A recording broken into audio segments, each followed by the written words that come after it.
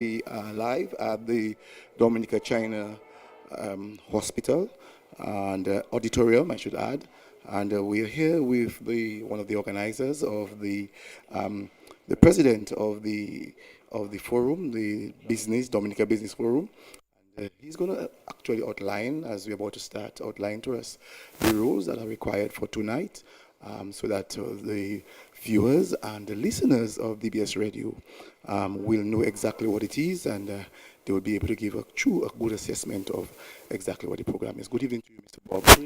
Good evening, Cecil, and good evening to your listeners on DBS Radio. It's indeed a pleasure, and I am so happy to be part of this event because it's a landmark event, if we all will agree. We're just going to start now in 2 minutes, so I'll just go straight to you. As you mentioned, the rules. Um, the event is a civilized public discussion among candidates who seek to represent the people of the Roseau North constituency. The event is not a debate, first of all. We have to establish that. The moderators will be on stage with the candidates and will chair the meeting impartially. Candidates will draw numbers from an envelope to determine the order of the appearances. Each candidate will have 7 minutes opening presentations. A television screen will be available for media projection. After each presentation, the moderators may ask one follow-up question, and the members of the audience wishing to ask questions will be selected by the moderators, and the questions shall be directed alternatively to the candidates. All candidates shall be allocated equal number of questions, and the audience may direct a question to a specific candidate or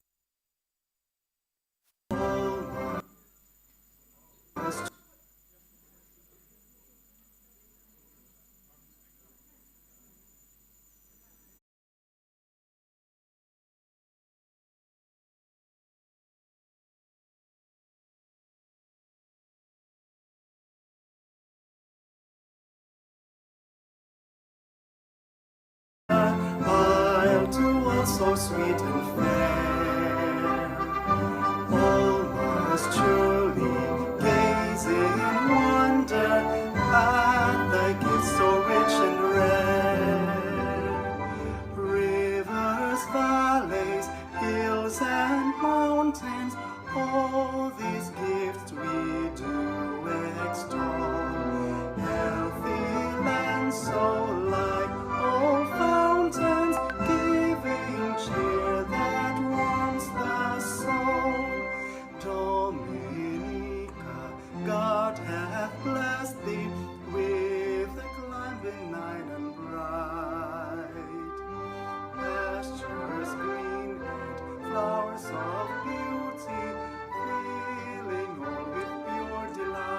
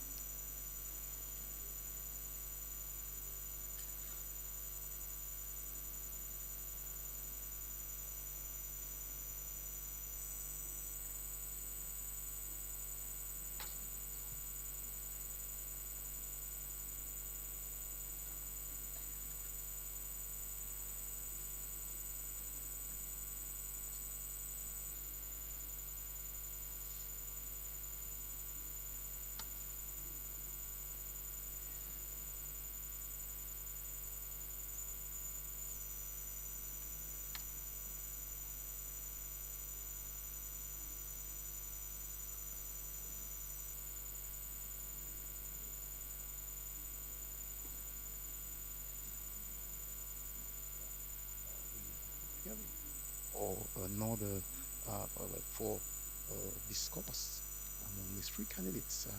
We will be getting questions from the audience. So let's go first to the president of the organization, Yes, Mr. I believe you can Bob. hear me now, right? Good evening, ladies and gentlemen. Our aim at the Dominica Business Forum was to start at 7 o'clock, bang on time. But we are expecting government officials, and I believe they're on their way. I'm going to ask you 5 minutes to allow them to appear. You heard the national anthem at 7, so that was an indication that we were serious about time. We're still serious about time, but I think it's only fair that we allow them 5 minutes.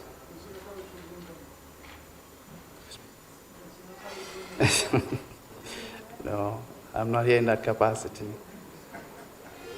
So we're going to allow them 5 more minutes. And yeah.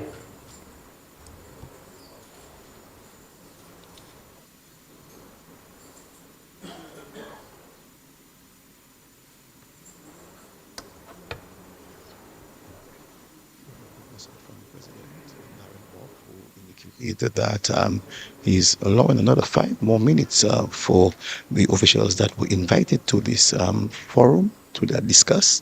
We already have almost a full house.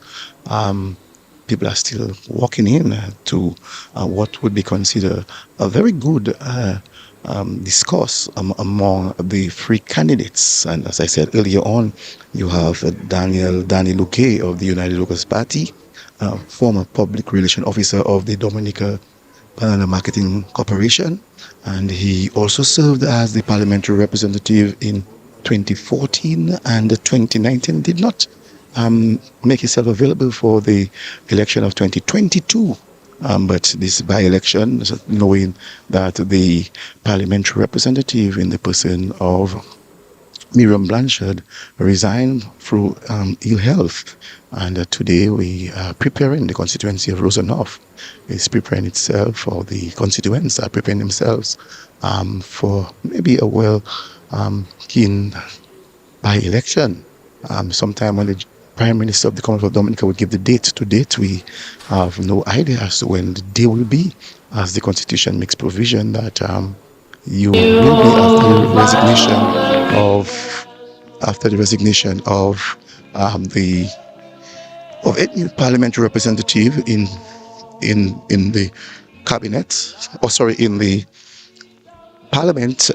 They are given some 90 days for 90 days for the elections. And so as we people of the Roseau North constituency are preparing, we have seen the various candidates, particularly the candidates of the Dominican Labour Party and that of the United Workers Party.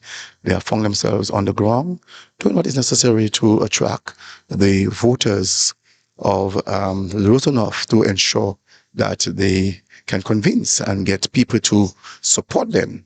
And so tonight, from the business forum, we are seeing, this discourse or this discussion that's going to be hearing from them. And I'm sure the questions that are going to be asked will be questions that will really intrigue the minds of the candidates, and to prepare them for not just for tonight, but whoever is elected at that by-election to give service to the people of the Roseau North constituency.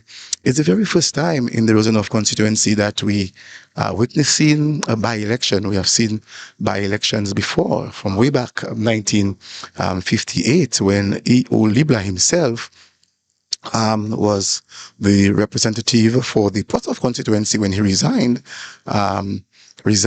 because he made himself available for the federal government, in which the headquarters was in Trinidad. He won and made himself, he resigned and made himself available for the people of the Caribbean. And the election was won by the Dominican Labour Party, Mr. Elsney. So let's go across now to Bob. to Mr. Bob, who is the moderator, well, just going across to Bob, who is the president of the Business Forum organization, and preparing ourselves for another, well, let's go across to Bob. Welcome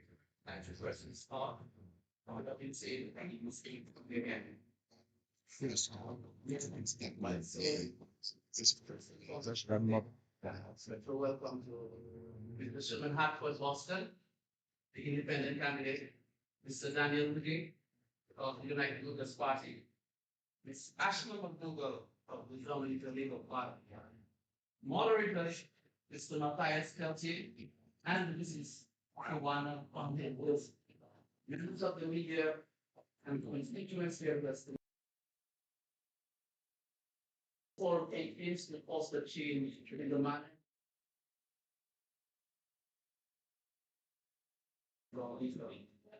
And at least to introduce an important element that is very necessary, and that is bridging the gap between the electorate and the candidate. We are very encouraged that from the very moment of the announcement of our honest intentions, the candidates rose to the occasion and embraced it, a clear indication that someone needed to make the first move. The DBF Inc. prides itself on being the only organization in Dominica to have taken a list of bold initiatives such as liaising between government, opposition, and Sir Dennis Byron during his tenure as consultant for drafting the proposal to government for electoral reform. Our most recent initiative was a consultation between government and opposition at the Public Service Union building in the city. There is reason to be proud of the DBF's efforts, those initiatives having experienced excellent outcomes. Today, we welcome everyone present to take full advantage of this opportunity to interact with your candidates. We urge you to recognize the rules and to ensure that you are clear and that your interactions are pertinent and, most of all, respectful. Ladies and gentlemen, on behalf of my team at the Dominica Business Forum, welcome. At this point, I will introduce to you our moderators, Mr. Matthias Peltier and Mrs. Kawana Fontaine Wilson.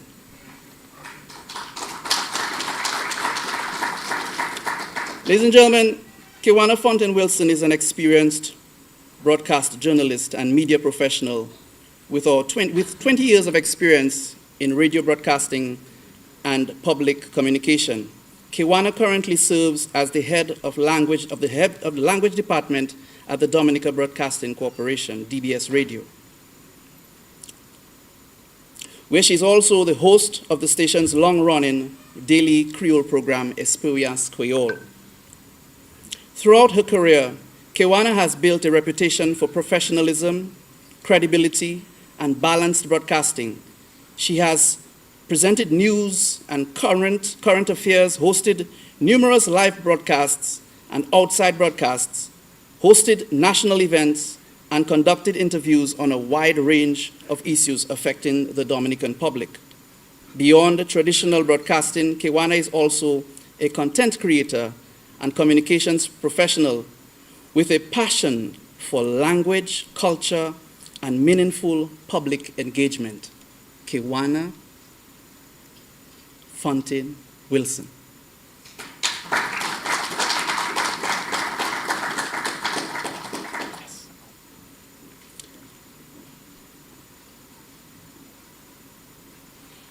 Those who've never seen her before, my gosh. Ladies and gentlemen, Mr. Matthias, affectionately known as Matt Peltier Jr., is a veteran broadcast journalist whose journalism career spans over 30 years. He is currently the host of the popular Hot Seat in the morning on Q95 and the Talk on the Block in the afternoon, known as Pillar in Dominican journalism. I would say that was supposed to be written that he's known as a pillar in Dominican journalism. and has built a career for fierce advocacy and transparency. He has done extensive humanitarian work, raising hundreds of thousands of dollars for the sick and other social causes. Peltier's contribution to the nation has been recognized by various organizations locally and regionally. A former correspondent for the BBC Caribbean Report, Voice of the America, and the Caribbean News Agency. He was trained professionally at the Northeast Broadcasting School in Boston, USA, in radio and television broadcasting. He's also received training at Reuters in the United Kingdom in environmental reporting and the cable news network, CNN. Wow. In international reporting. A former president of the now defunct the Media Workers of Dominica. I present to you, ladies and gentlemen, Mr. Matt Peltier.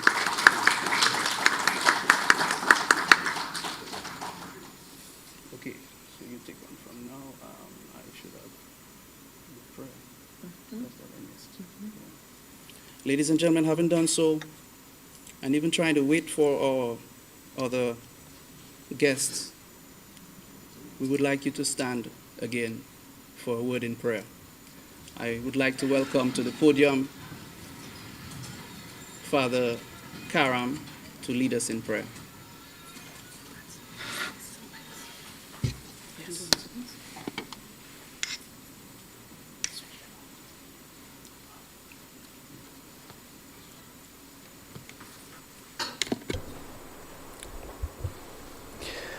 Let us pray together Psalm 23. The Lord is my shepherd, I shall not want. He maketh me to lie down in green pastures. He leadeth me beside the still waters. He restoreth my soul. He leadeth me in the paths of righteousness for his name's sake.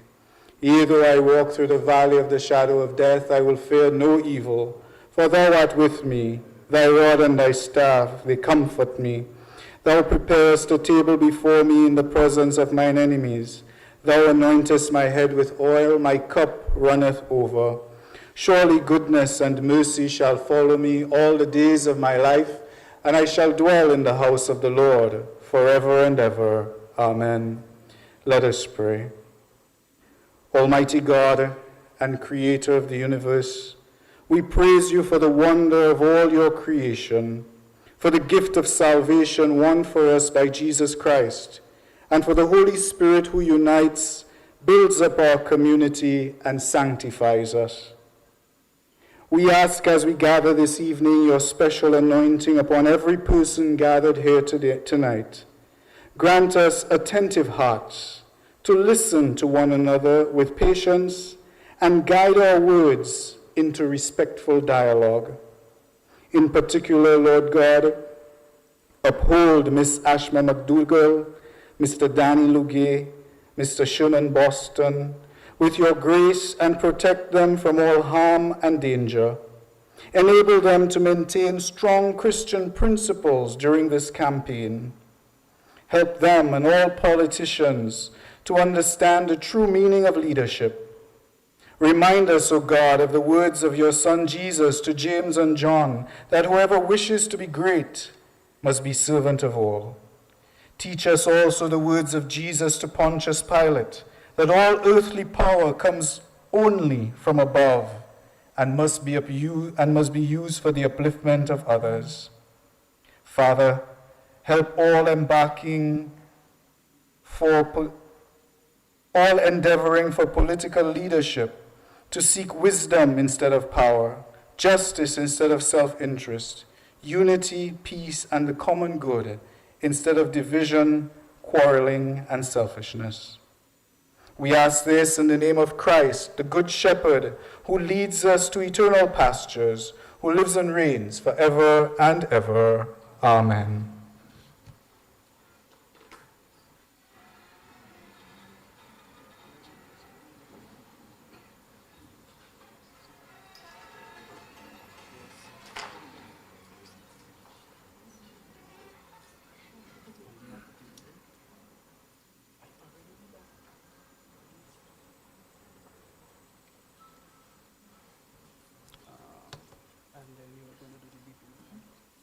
Thank you so much, ladies and gentlemen. Thank you so much, Father Karan, for your very inspiring prayer.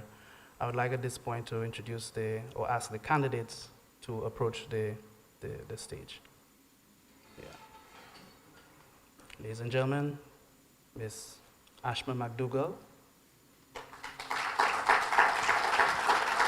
Mr. Daniel Luge, and Mr. Sherman Boston.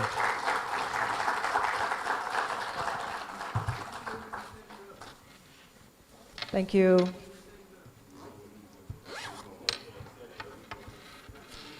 Thank you, Daryl. Bob? Yes, thank you.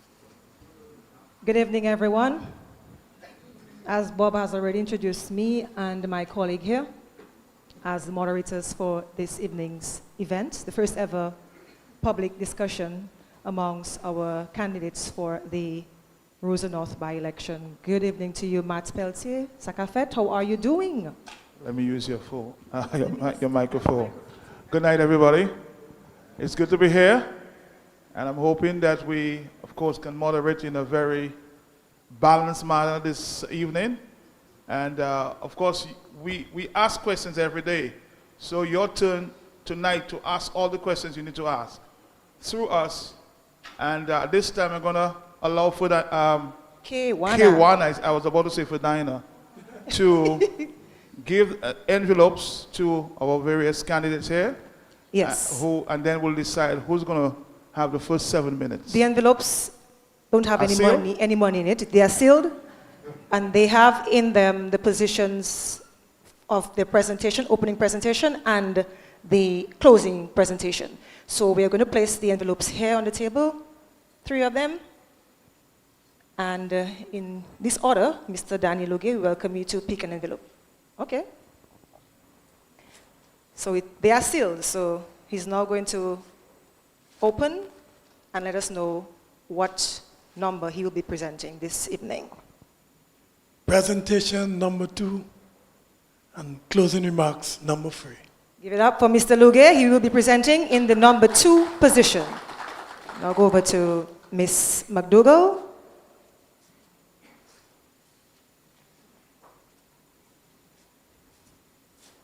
It's well sealed, eh? Presentation number 1 and closing remarks number 2. Give it up for Ms. McDougall. Excuse me? That's a good presentation number 3.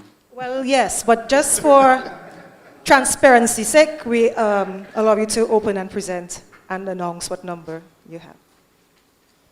Okay, presentation number 3, closing remarks number 1. Great. Give it up for Mr. Boston. Excuse me? So here you have it. First presentation is Miss McDougall. Should she be sitting in the middle? No? Where do you think she should be sitting? This end? Okay, you know what? You guys have the say today. Or tonight. What's that? The podium? The podium, she's going to speak at the You podium. want to use the podium? Okay, it's fine. That's just And very, she'll only be very speaking- free, very relaxed setting here, so you're free to use the podium. So, And she'll be speaking for 7 minutes. 7 minutes. okay. Each candidate will be speaking for 7 minutes. Ms. McDougall? Please join me at the podium. Oh, yes, that's right. Well, the rules are supposed to be presented before, and I shall just do the honors. So, yes, so we have a list of rules to ensure that this event goes through smoothly. Everybody follows the rules.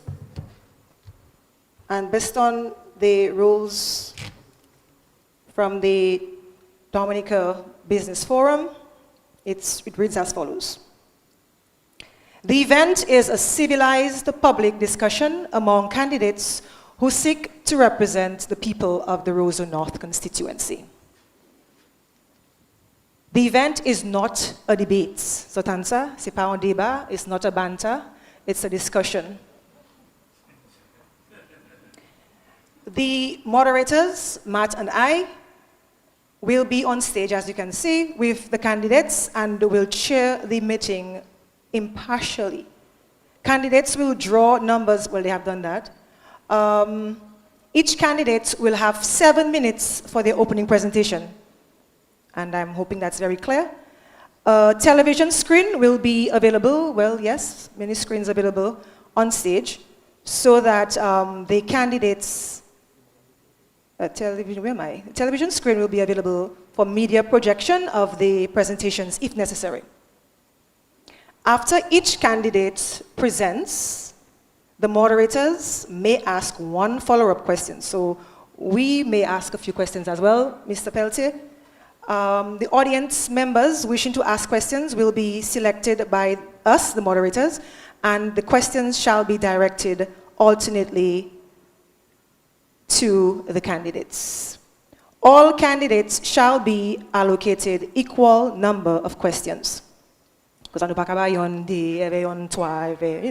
so equal amount of questions for each candidate.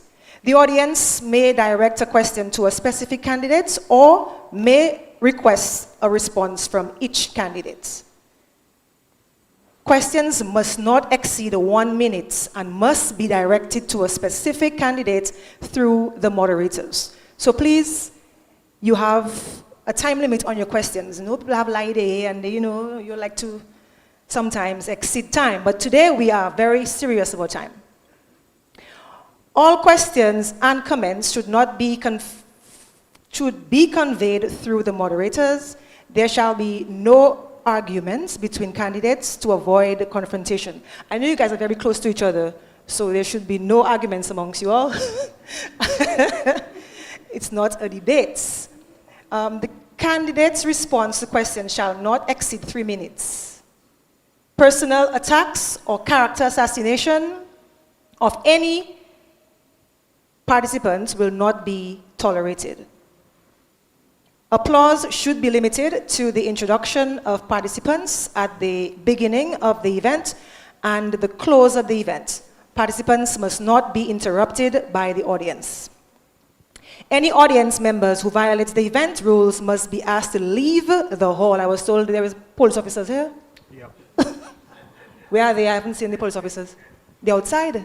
Okay. Maybe they're undercover? Let's hope we don't have to use police officers tonight. Maybe they're undercover. And lastly, the duration of the activity shall not exceed 2 hours. Matt, let's go. Yes. Are we ready for discussion? Whose time? I think we'll have there's a stopwatch on that. Mr. Mackenzie and Bob shall be doing the timing. One question? At the end of all the presentations. Okay. Thank you. So All we right. now call on our first presenter, Ashma McDougall, representing the Dominica Labour Party. Make her feel welcome. Thank you.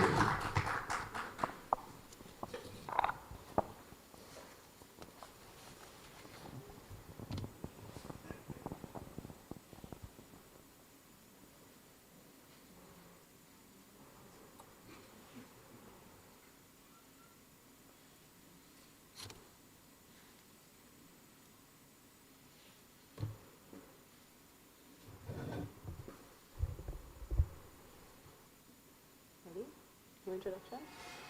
No biography? Okay.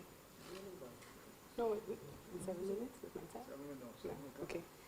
Good evening to members of the Dominica Labour Party, the United Workers' Party, fellow candidates, distinguished members of the audience, and everyone joining us by radio, television, and virtual airways.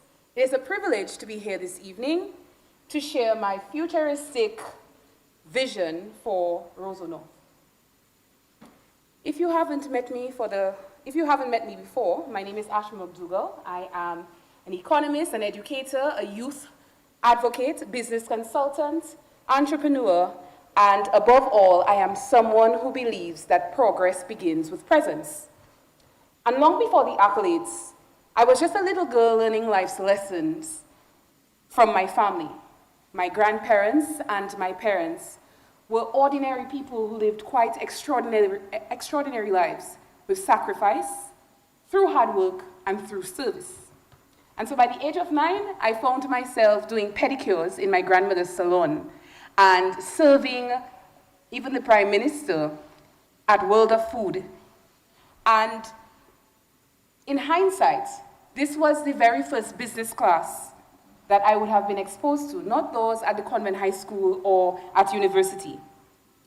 And this is where I learned accountability, I learned responsibility, and I learned that excellence is not just a habit.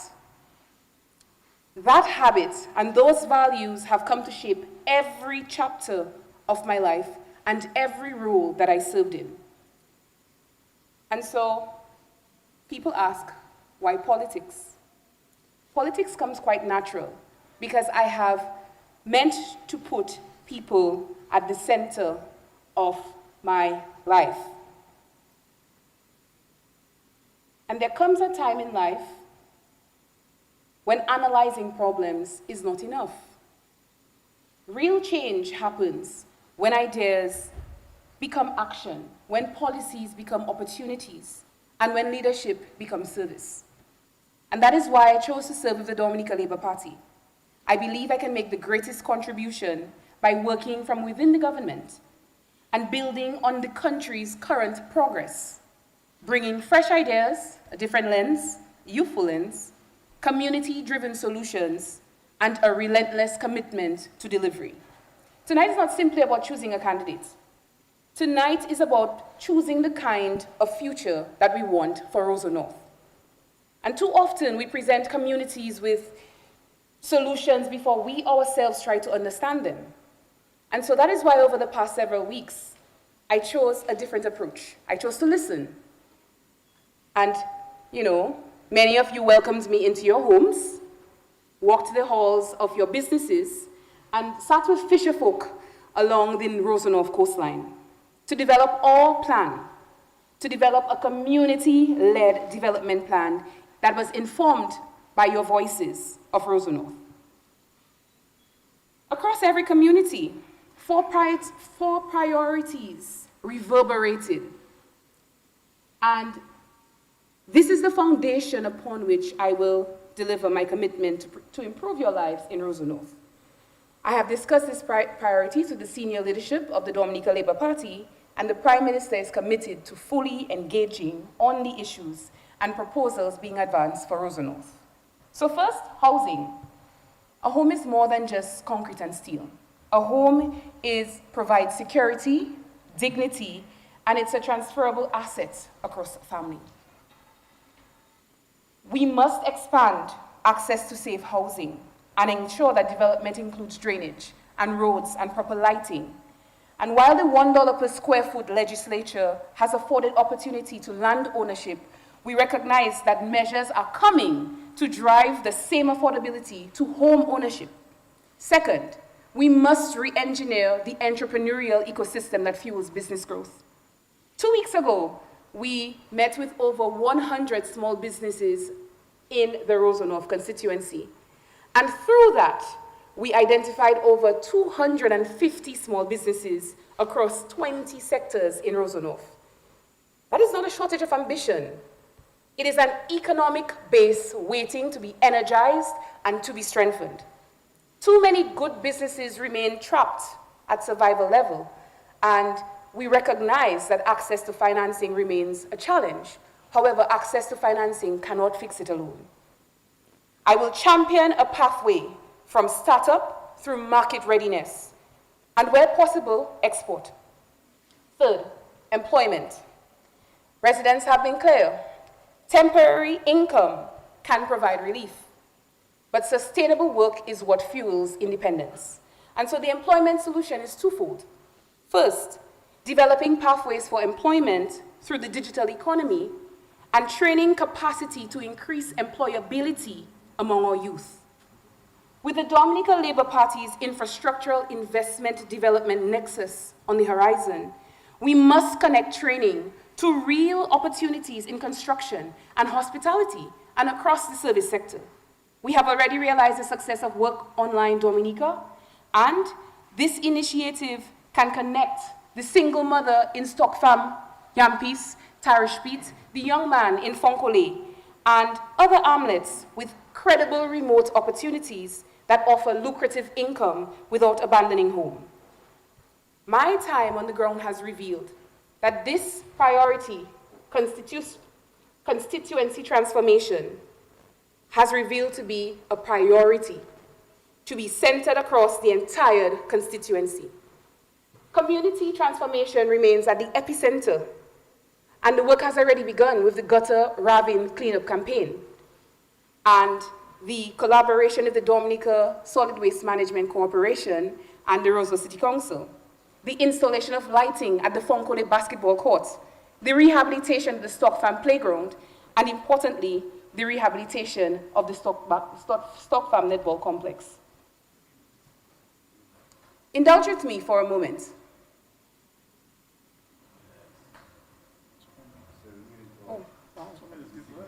Indulge with me here for a moment and place your 3D imaginary glasses and allow me to show you untapped potential. I'm already seeing it.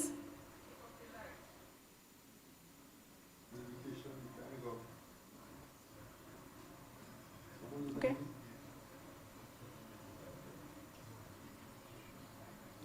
So imagine visitors gathering on a beautifully designed hillside lookout. I mean, I know you can't see it right now, but put on your 3D imaginary glasses and imagine it with me. I recognize that Fonkole has some of the most beautiful views. And I believe that prime real estate in Fonkole has the potential waiting to be untapped or unlocked. In the interest of time, we know that, thank you very much. In the interest of time, we know that no two communities are the same. And while I have presented the economic strategies, we recognize that development has to be planned on a targeted community-specific solution approach rather than a one-size-fits-all.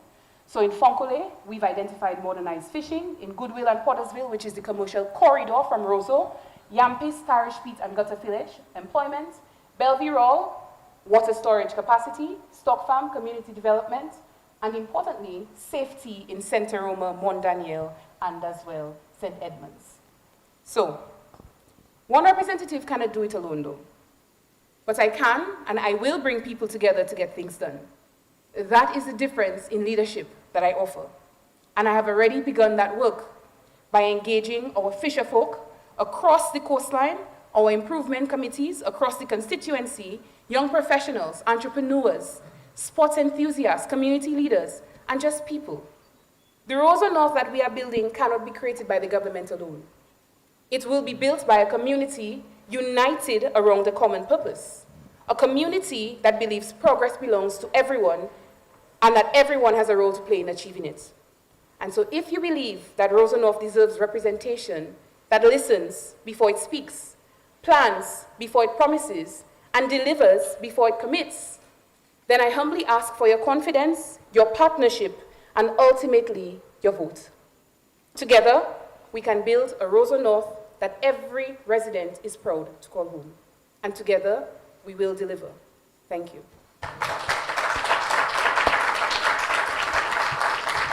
Thank you, Ms. McDougall. We have allowed Ms. McDougall to go past the 7 minutes because, of course, she had to do her bio before that, so we allowed it to go past 7 minutes. Thank you very much. So in the interest of fairness, we shall afford the other candidates the same extra 5 minutes that we allowed Ms. McDougall to get. Okay? 2 minutes. So it's about 10 minutes. Yes. 10 minutes altogether, okay? Mr. Danny Luge, come up to the podium, please. Thank you.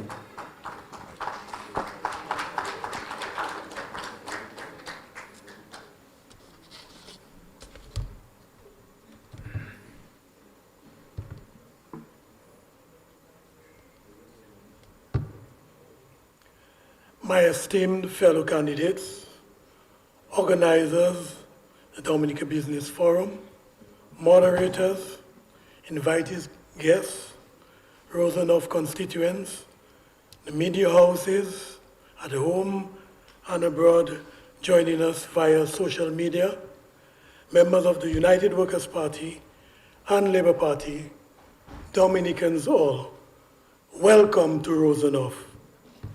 We in Roseau North mourn the loss of Otis Francis a stevedore at the Woodbridge Bay Port, and a gentle soul.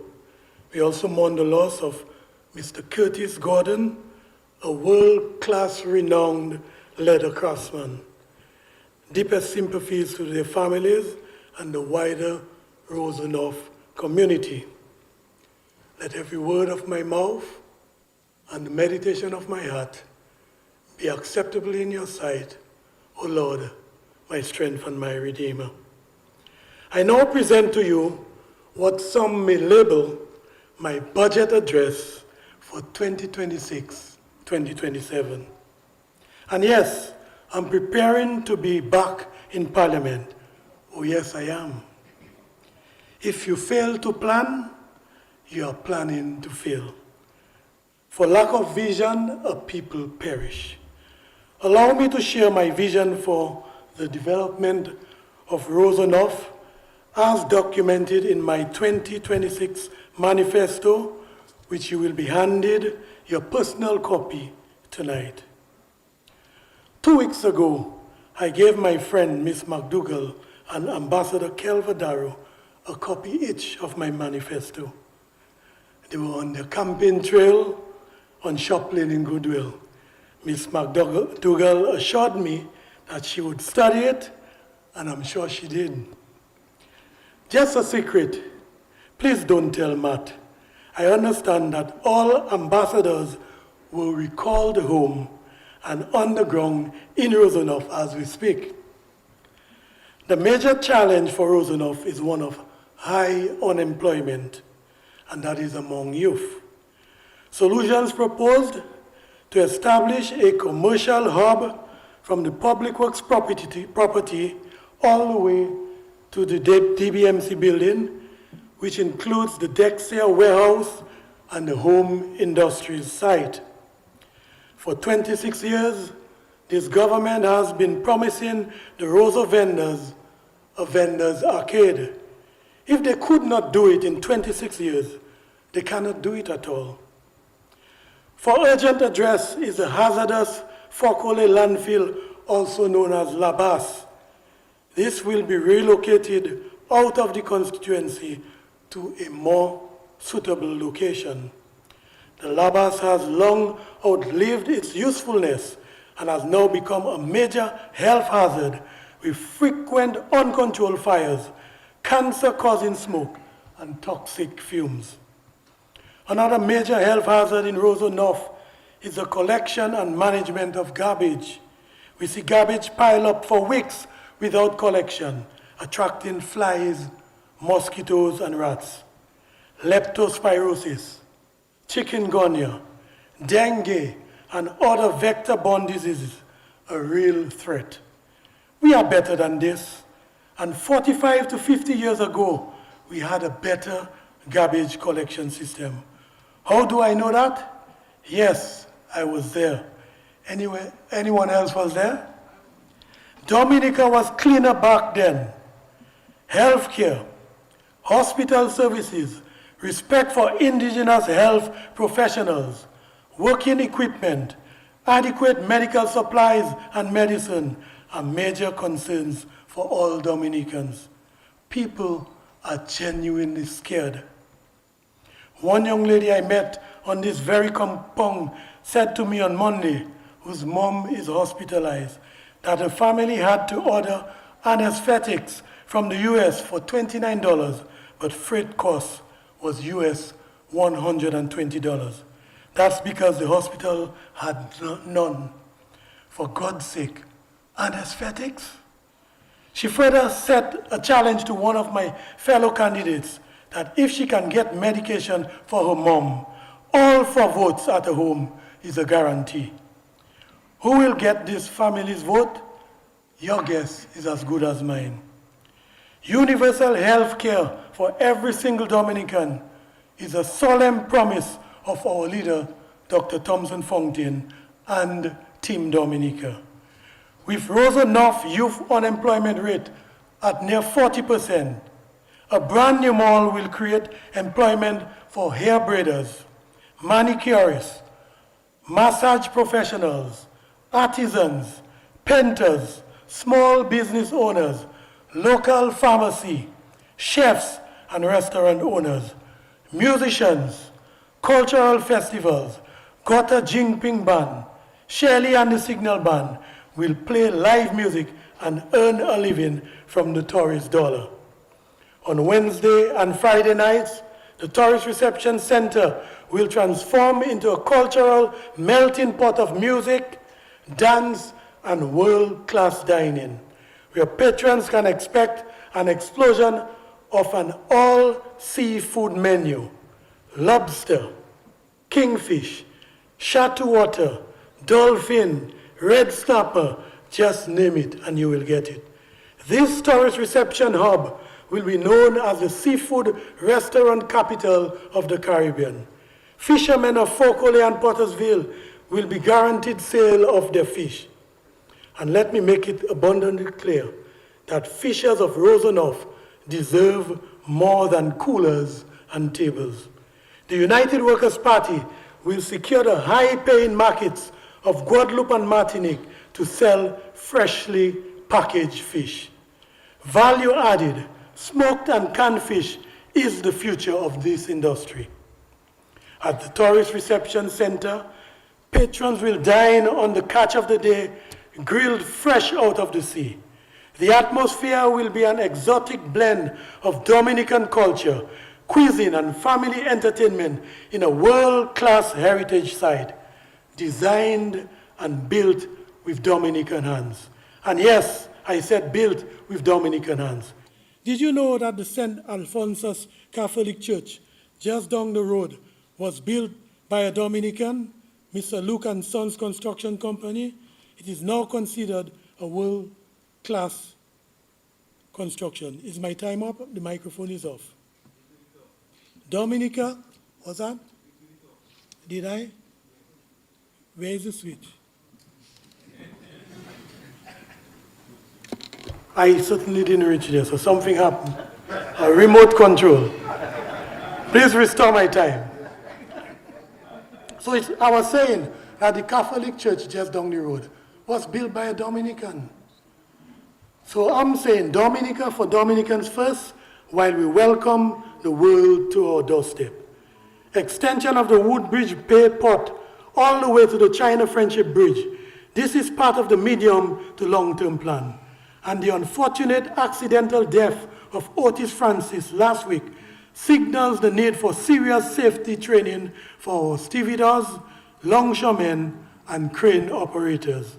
These men put their lives at risk every day, and we must respect them and adequately compensate them. The sight of tourists walking through 40-foot containers, locals clearing barrels, risking their lives on the Woodbridge Bay Port calls for urgent action.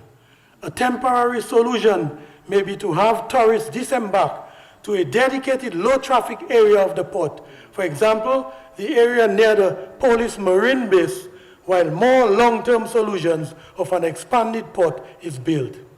On the northern side of the China-Friendship Bridge, a promenade will be constructed much like the Dame Eugenia Charles Boulevard, with one significant difference of a modern cruise ship terminal which will accommodate 8 cruise ships all at once.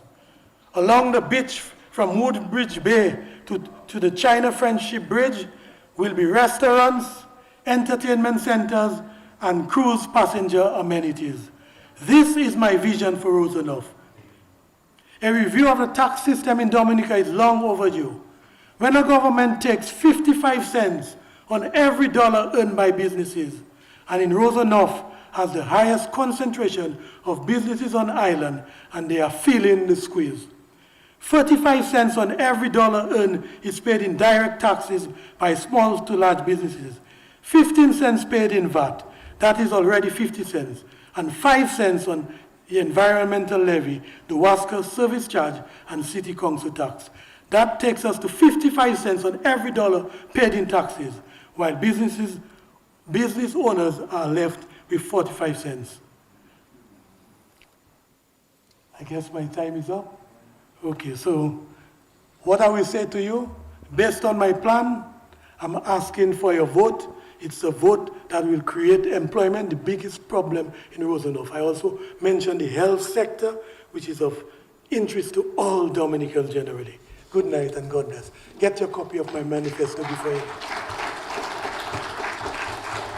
Thank you, Danny Luge, the candidate for UWP. At this time, we would like to welcome the independent candidate for this evening, Mr. Sherman Boston. Make him feel welcome.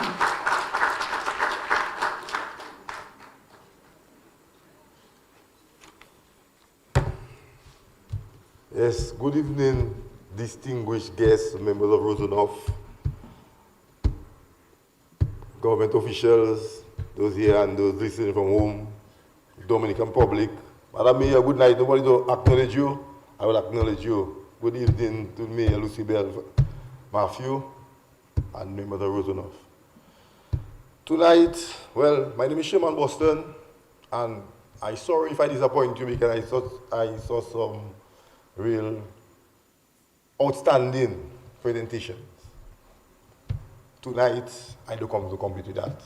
I can start here and tell you about how much things that need to be done in Roseau North. I can tell you about the netball stadium, which I myself worked on in conception in the early 2000s. I can tell you about the highways they have built in Stock Farm to the college, which I worked on, but lacking sidewalk for the college. I can talk to you about the landfill, which I've been advocating for over a year now, and some of our communities over 2 and 3 years.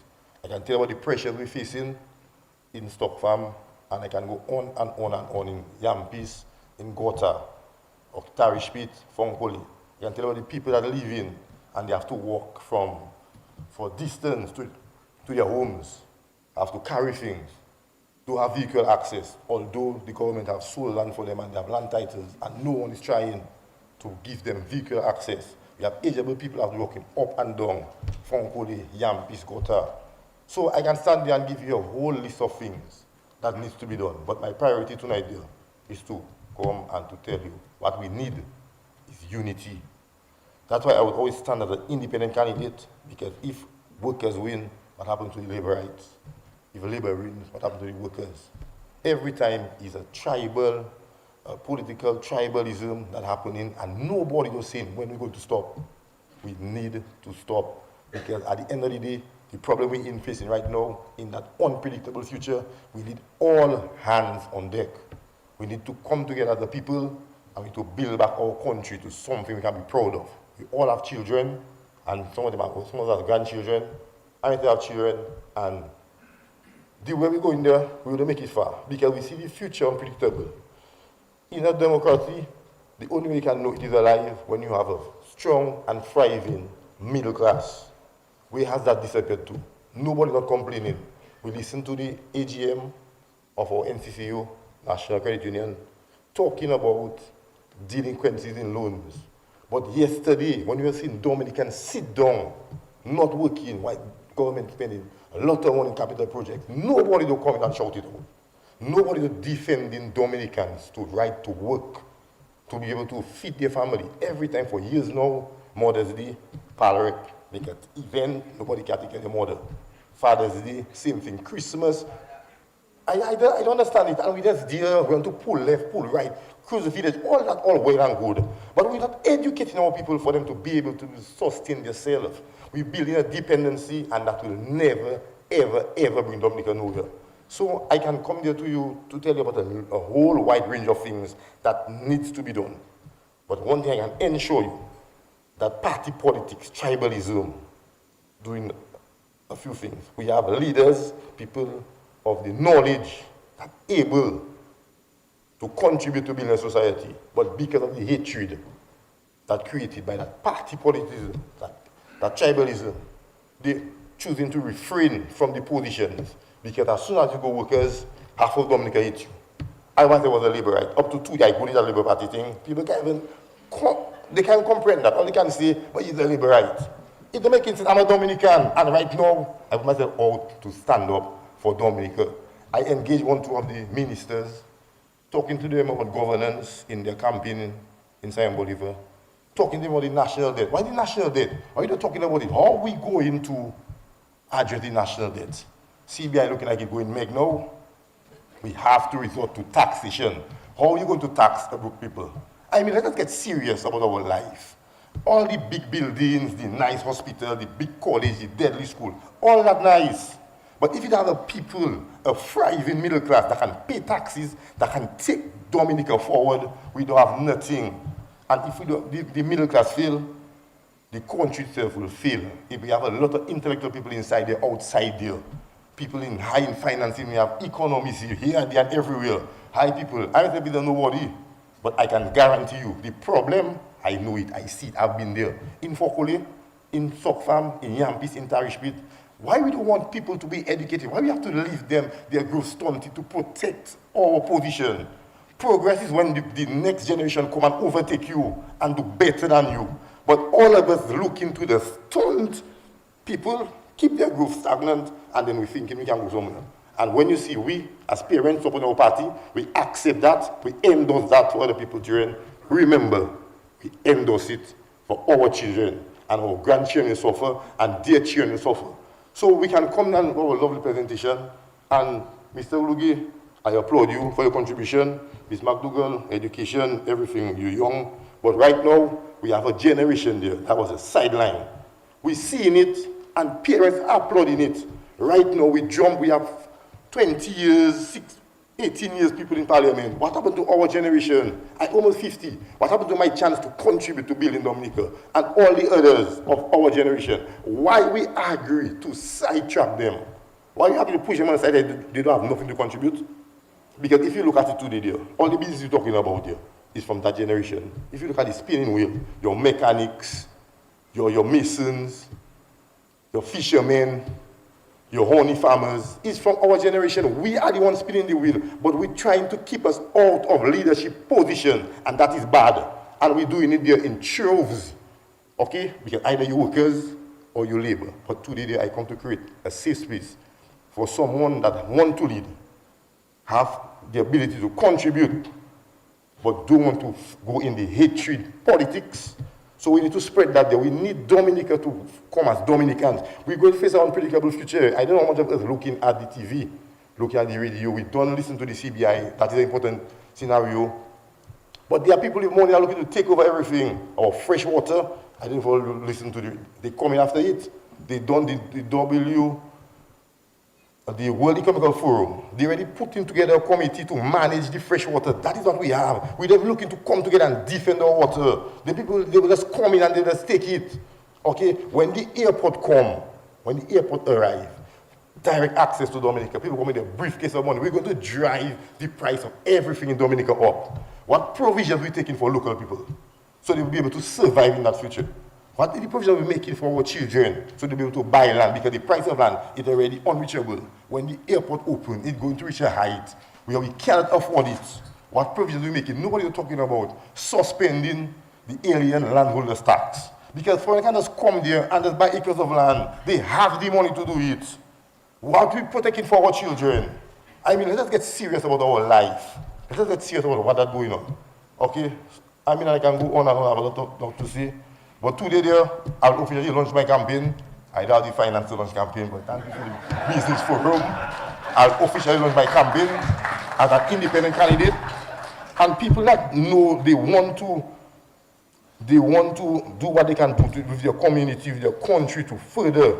They want to to contribute to the building of Dominica, but they don't want to engage in that party politics, tribalism, and hatred. We're going to open a door for you to come and contribute without that hatred. We're going to bring Dominicans together as one people. Too much politics, too much tribalism, too much hatred. That Dominica, see, at the 46 years of independence, 48, correct me if I'm wrong. And what we have to show for it. Let us be serious. What we really have to show for it. Our constitution, look at it. That is my presentation. The constitution designed for our slave colonial masters. Right now, all we're able to achieve is local colonial masters because they're looking for all the benefits of the Constitution. They weaponize it against the citizens, and we're not going nowhere with that. We're keeping our children and them in a nutshell with nothing. So I come to represent unity, development. Because all the things we talk about there, I might in my little capacity have done. I can go on and on and on, you know. I clean up water already, clean tariffs with my truck, you know, all over. I work on roads, I build houses. I just completed 34 houses for the HRP on that minimum budget, $125,000, $140,000. Okay? We don't even know money. People believe in like I built 34 houses with less than 5 million. But you make a big money. Man. That's how we have our children. That's how we have our people. Thank you. Don't forget again. Okay? So my name is Shaman Boston. I don't want to split votes, to slide votes, only thing on Facebook. I'll only vote for us to come together and to build Roseau North to start, and then we're going forward to build Dominica. Thank you. Thank you. Independent candidates, Sherman Boston. That's what you call reading the room. So at this point, we want to say thank you to all our candidates who have presented to us here this evening. Mr. Peltier, we have come to the point where we are going to engage you, the audience. So you will present your questions to your desired candidates. You have 1 minute to do that. Please respect the time and keep your questions clear, short, and to the point. Thank you. And it has to be 1 minute. And we That's give the right. candidates 3 minutes to answer. So we have a roaming microphone. Mr. Daryl Bob will be doing the honors. So Daryl, have you identified the first? Okay, so by a show of hands, we will, yes, so first Mr. Ian Jackson. question will come from, please introduce yourself, sir, if you don't mind. Is his microphone on? Okay, my name is Ian Jackson. Just want to congratulate all three candidates. They have done an excellent job and opened my mind to a lot of things too. But I just want to pose a question very quickly as things are spiraling through my mind. The biggest open space in Roseau North area is the Public Works Department area. And it is non-productive, as we all know, nothing's not really happening there. It is kind of surprising, Ms. McDougall, that you never mentioned anything about that area. And do you have any plans for utilizing that area, that space? And secondly, do you have any, can you debunk the information that I have and have come across to me that people are actually now being given monies to vote for the Dominican Labour Party? Okay, so the first question is to Ms. McDougall. I guess you can use this microphone. Don't use your mic. Thank you very much for that, because, yeah, it's very... Thank you for... Can I remain seated? Okay. Thank you for that question, Mr. Jackson. And I want to impress that I do recognize and observe that that space is... It poses particular promise. As you are aware, the government has already intended on developing the Woodbridge coastline for the cruise ship port. And so this would be a complementary space to that. And so I know that it was not presented in my plan, but I would refer that you listen to the budget next week, and perhaps those plans may be revealed from there. As it relates to the second question that you would have asked, at no time have I distributed money to anyone to vote. Personally, actually, I've actually been sharing with individuals that transactional voting is not something that I myself would actually promote. I believe that individuals should exercise their right to vote, and that if there's a transaction that is, somewhat associated with voting, then ideally for me, that is not something that I would be promoting. So I hope that answers your question. Thank you, Ms. McDougall. The next question at the front there. Please introduce yourself. Good evening. My name is Edgar Hunter, and I am a voter in the Roseau North constituency, and my question is directed at two-time Palo Rep of Roseau North, Danny Luge. First, let me compliment all three of you for your opening presentation. But Mr. Luge, you presented a master plan for the coastline, including public works. My question is, the country is struggling to get aid from overseas. We know it's very difficult. We know the situation of the world presently. Where are you going to get all that money to carry out such a plan? As remember, you coming in just as in a by-election as an opposition. You will be an opposition parliamentarian. I just want to ask you that. Thank you very much, Mr. Hunter. I would expect a question like that to come from a lesser person. Well, he's a... Okay, well, I take that back. Okay. But what I'm saying, I know Edgar Hunter, I take that back. I apologize for that. But what I'm thinking, at your level, you must understand where monies come from. It comes from taxes, it comes from joint ventures, it comes from development partners. This current government has arrangements with the People's Republic of China. What I'm saying, I think a lot of the development we see, I'm not satisfied that enough of the stake is Dominican. For example, we have hotels building in Dominica from the sale of Dominican passports. And not a single share of that hotel is owned by Dominica. So I'm saying that resources, if it's used properly, you will get the funds. And I'm saying also that when you sit down, for example, the Kuwaitis, they set aside some money for the development of Roseau rehabilitation. We haven't seen it yet, but I'm saying funds like that, if it is used and directed properly, we can do those projects. Some of the project is short-term, some of the project is long-term. There are things we can do immediately, some will take a longer period of time. Okay. Thank you. So just for reminder purposes, let's just keep it very civil and respectful, please. Yeah, to both audience and candidates. Thank you. We have our next. Okay, sorry. Hi, good evening, everyone. My name is Mika Daru-Laville, and my question is posed to you, Mr. Luque, and good evening to everyone on the panel. So my question to you is that you boycotted the 2022 election on the issue of electoral reform, and you have been definitely silent for the last 4.5 years. Why are you now running, seeing that these electoral issues that were presented 4.5 years ago still exist? Thank you.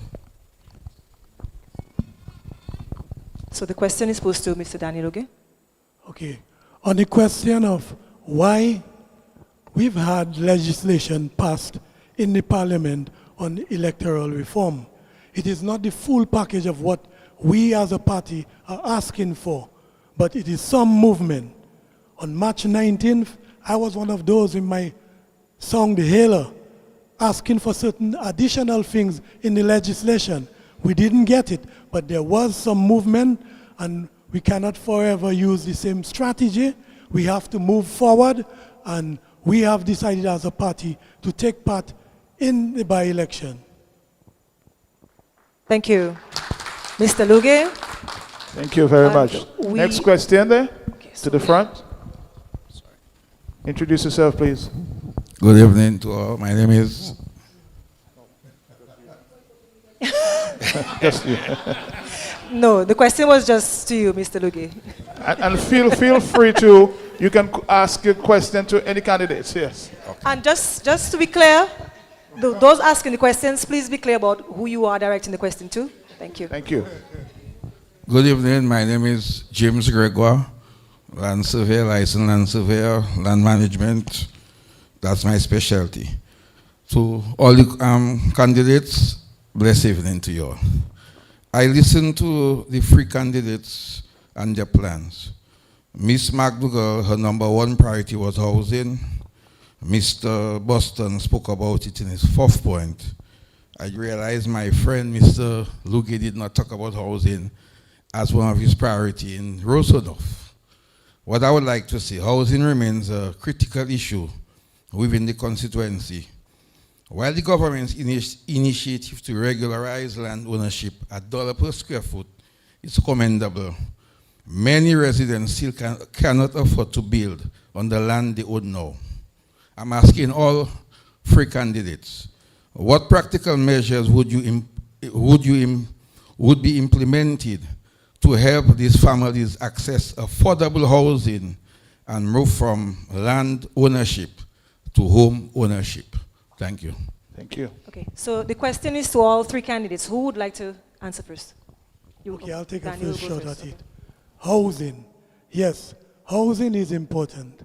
If you go to the communities of Gota Village, Fokole, Yampis, you'll see a lot of homes built there.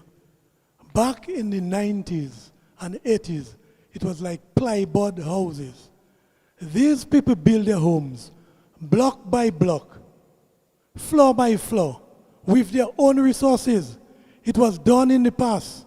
So yes, housing is important, but people have to be given the opportunity to build their own homes when employment is created. So that is why I focus on employment. We cannot put the cart before the horse. Yes, the current government focus on housing. That is commendable. But I'm saying the priority should be creating employment where people can earn a decent living. And that is why I spoke about the hub from Public Works all the way to DBMC, where spaces will be created that people can they can earn their own dollar. They wouldn't have to depend on a government handout. Look at the housing program. People still can't even put stuff in their refrigerator. So we must put the cart behind the horse. Thank you, Mr. Luge. Ashma will be next to answer. Thank you. I think that question is quite valid. Your question was centric to measures to move from land ownership to home ownership, which is, I mean, you copied that from my presentation, clearly. We must obviously commend the government for its aggressive contribution to the housing revolution. And additionally, with the $1 per square foot legislation, it has definitely afforded an opportunity for persons in the Roseau North constituency to own land. And as I said before, home ownership is where we obviously want to ensure that there are greater pathways for access to many individuals within the Yampis and Tarishpeet and Gutter Village and even in the Ravin areas. And so some practical measures we obviously want to ensure we look at are coupled to tax reform. I mean, that I will not indulge in tonight because, again, I don't want to share any of what the government will be presenting next week at the upcoming budget. However, additional measures that will complement moving from land ownership to home ownership is, as Mr. Luge said, access to employment. Through the twofold model that I looked at, or that I presented, you would have recognized that there was one which was actually approaching individuals who are skilled, and there's another which is approaching increasing employability among our individuals. And in many conversations with human resource managers within the constituency, that is one of the issues we have to tackle. Unemployment is not just a problem. It's also looking at are individuals employable? And so we have to ensure that there are some training gaps that we can potentially provide resources into to ensure that our individuals are ready for work, in addition to creating employment through the digital economy. Thank you. Thank you. Ms. McDougall, Shimon Boston. Okay. Okay. Well, Mr. Gregoire, that is a very important question, but Just very project. important question, and I would like to take my time to address it, but I'd like to agree with Mr. Luge. I think we're allowed to do that. Okay, I agree with Mr. Luge. You cannot jump the gun. People have to be employed. But also, we have to offer the financial literacy So people can, when they employed, they can approach the financial institutions and the know-how to go and to get their own money so they can build their houses. Okay, another thing we have to do, like especially in the Yampis, Fonkole, and Gota village, we have to make road accessible for the lands we're talking about. Because the way the people are living right now, just to buy, to bring water to their land, they have to spend so much money. And I tell you that because I on the ground, you know, I live in there, I work, I build houses inside of Gota. Big contractors see this job and they say, no, they can't do it. For the people to bring water to their land, it's 200, 300 foot of pipe alone they already do have. So government have to look to making the lands motorable so they can access their land and they can go with the financial literacy, with the economics in the area, so they can learn how to go and access the funds. We cannot just keep on building a dependency society. We have to allow people the ability to grow. Okay, so as well as Ms. McDougall talking about, we have to commend the government with what they have already done. We cannot continue to do it like that. We have to empower people, teach people how to empower themselves and to chart their way forward. If we continue to build a dependency society, where are we going to be in 10, 15 years? Look at what already happened. People have lost the will to work. People have lost the urge to go out there and to cater for themselves. That dependency thing needs to stop. We need to come together, labor rights, workers' rights, Dominican people. We need to stop that dependency. That's not going to bring us nowhere. Sorry if I'm not aggressive, but I'm talking about my people. I talk about things I know, I see how people live in, and we cannot continue that way. Thank you, Mr. Boston. Thank you. We go back to the audience. Where's the roving mic? It's right there. Okay. Introduce yourself, please. Yes. Good evening, everyone, and good evening to the head table. I am Carly Thomas, and I'm a voter at the Roseau North constituency. My question is to you, Mr. Danny Luge.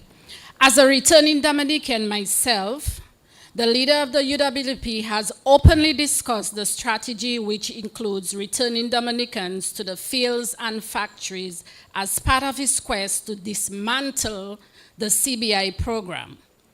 Does this proposed development financing extend to Roseau North constituency, Mr. Danny Luge? Thank you.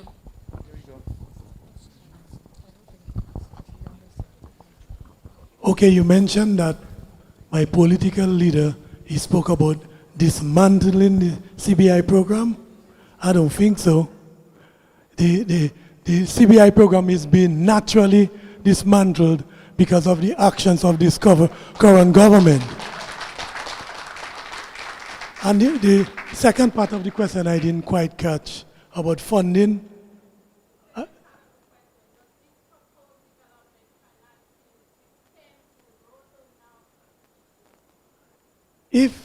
If there's going to be financing, it should be for all constituencies on island. We cannot have a program discriminating one constituency against the other. So if there's a proposal for financing, it should be for all constituencies.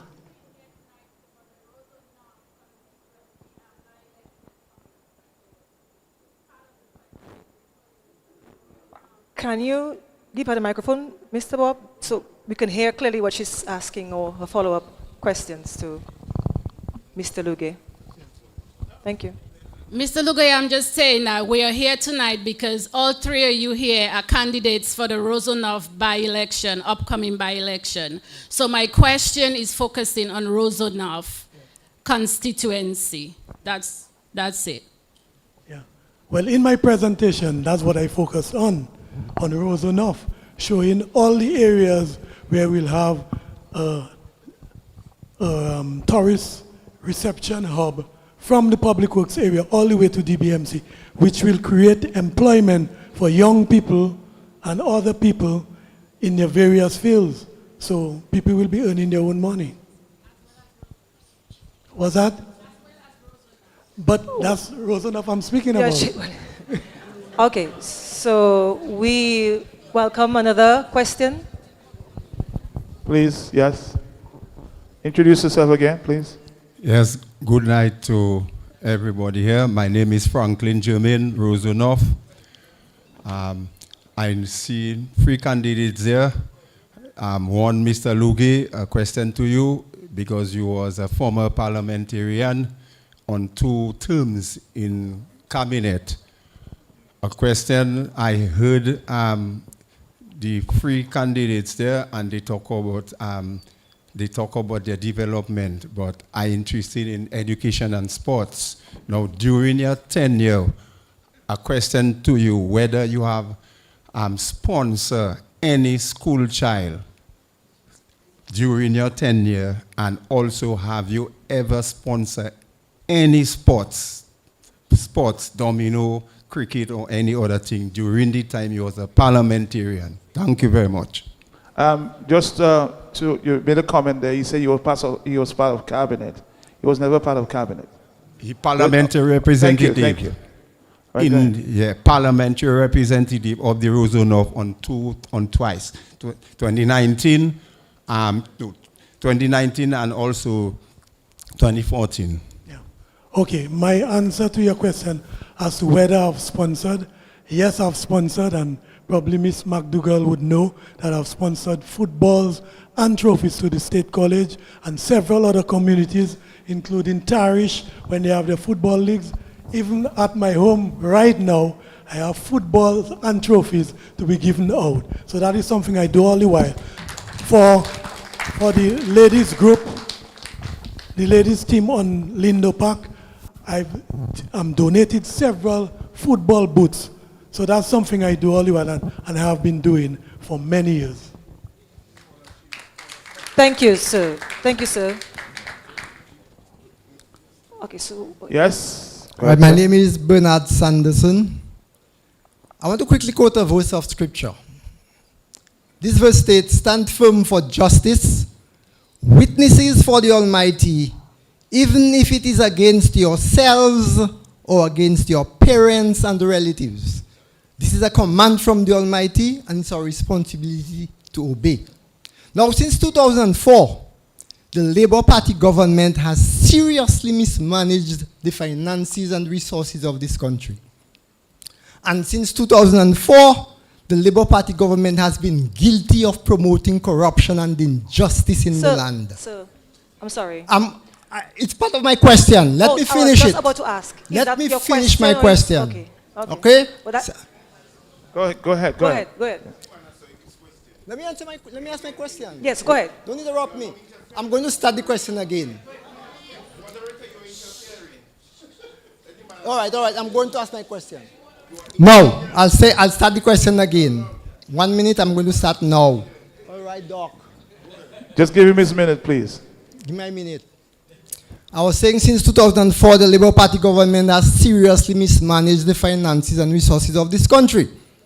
And since 2004, the Labour Party government has been guilty of promoting corruption and injustice in the country. As a result, poverty has increased tremendously. There's a high rate of unemployment and underemployment, especially among young people, and there has been a serious decline in the quality of healthcare.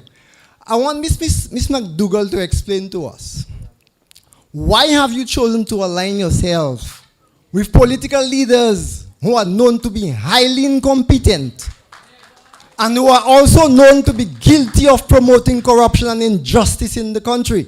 That's it. Question to Ms. Mago. Okay, Mr. Sanderson, thank you for your question, although the way you may have prefaced your question was a little bit worrisome. And this question is similar, I guess, to a question that people would keep asking as it relates to why, even though I myself was highly critical of the government, I decided to become part of the Labour Party. And I don't want us to misunderstand, but my own criticism and support now are not mutually exclusive, in that I believe that it is important that fresh ideas, and additionally, that opinionated individuals can contribute to delivering results within the Labour Party, regardless of the views that you yourself may have had. Now, at the same time, I believe that my candidacy with the Labour Party is contributing to a different platform of ideas, a different platform of development, a new development nexus, and I have no reservations for my own decision to join the Labour Party at this time. If anything, I believe I can introduce innovative ways of thinking, and I think I will definitely remain true to my independence of thinking as well, and contribute significantly to the development of Dominica. Thank you.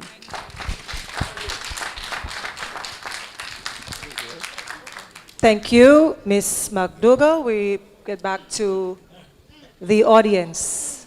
I'm a voter in the Roseau North constituency, and my name is Clyde Gregoire. Thank you. And my question is to Ms. McDougall. You presented a glossy presentation, and we have seen that in Roseau Central, where the Palrep for Roseau Central presented a glossy presentation to change Roseau. Then one day she came and she said, she prayed and she got the money. And then the Prime Minister came and said, there's no money. I want to know, what is your lead on in that? What is your path in that? And because you see, this constituency here, Roseau North, the people are educated. Some of us are poor, but we are educated and we're not stupid. We did not eat our school fees. You understand that? Now, also too as well, another part, continuing my question. You mentioned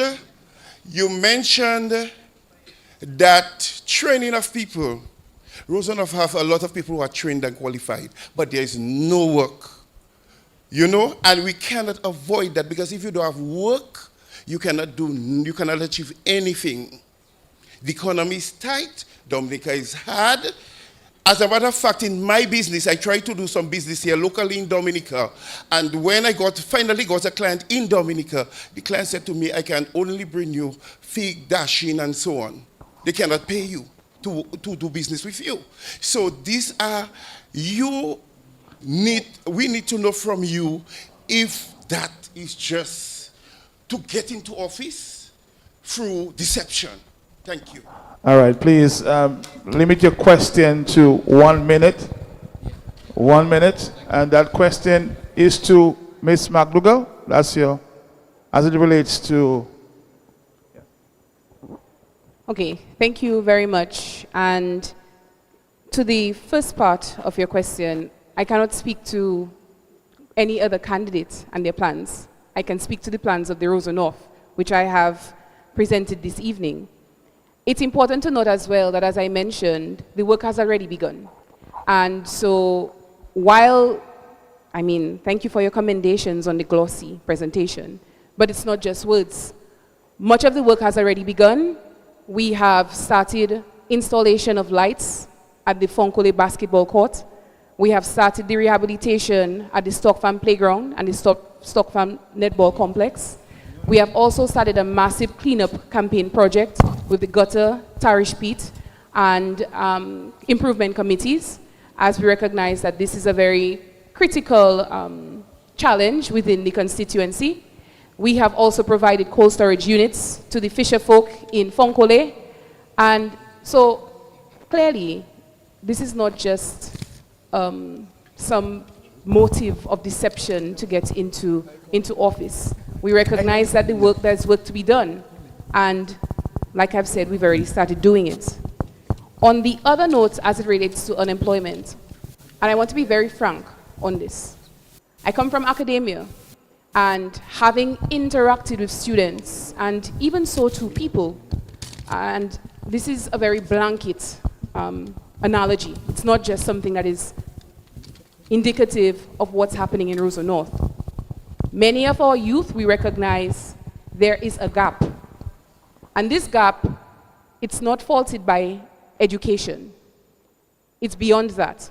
There is a gap that exists within the labor market, and many of our young people are not employable, right? many of the young people do not have the work ethic that perhaps I, you, and even my grandparents had, right? And so there needs to be quick address to solving that issue. And as I said, for skilled individuals within the Roseau North constituency, the second initiative is ensuring that we can build on the Work Online Dominica pilot, initiative, which was very successful nationally, and create a pilot project within the Roseau North constituency so that it could provide opportunities for locals to earn international, I would say very competitive salaries. And so this project is something that I have already presented to the Prime Minister, and we seek to endeavor funding for this particular project to ensure that we can address the unemployment concern. So I hope that answers your two-part question. Thank you so much. Thank you, And Ms. McDougall. please, when you ask the questions, try to direct it to the Roseau North constituency. She can answer for other candidates. So please try to be specific in terms of the Roseau North constituency. Thank you. That's what we're addressing tonight. Thank you. Peltier, the name is Hartley Adams, better known as the Brain. Welcome. Thank you. I must say, I thought I was coming to hear questions, but I was hearing comments. So I'll go straight into my question to Mr. Danny Lugie. Based on your plans, I heard your plans, both on radio, articulating about the Fonkola area in terms of the public works. Based on those plans, have you identified those resources, both financial and human resource, to execute that effective plan that you have proposed? So can you speak up? Based on your plan that you have articulated over the couple of weeks, have you identified those resources to execute that plan that you have proposed? Thank you very much. To Mr. Lugie, Danny Lugie. There was a similar type question where I indicated that plans are in phases. There are certain things that can be done right away. There are certain plans that can be implemented medium to long term.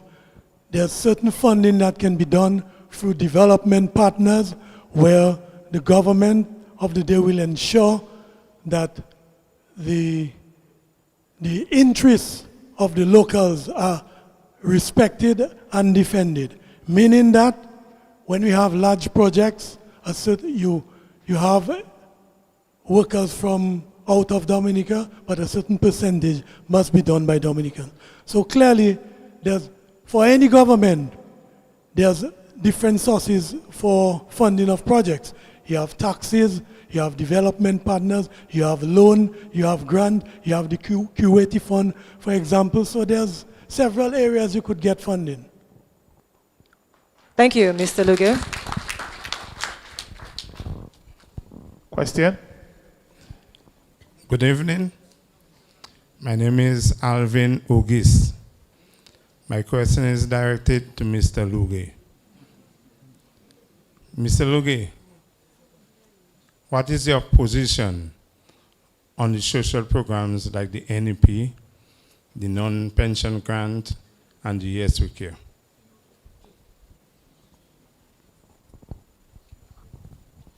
Social programs are great, but they're not really solutions in itself.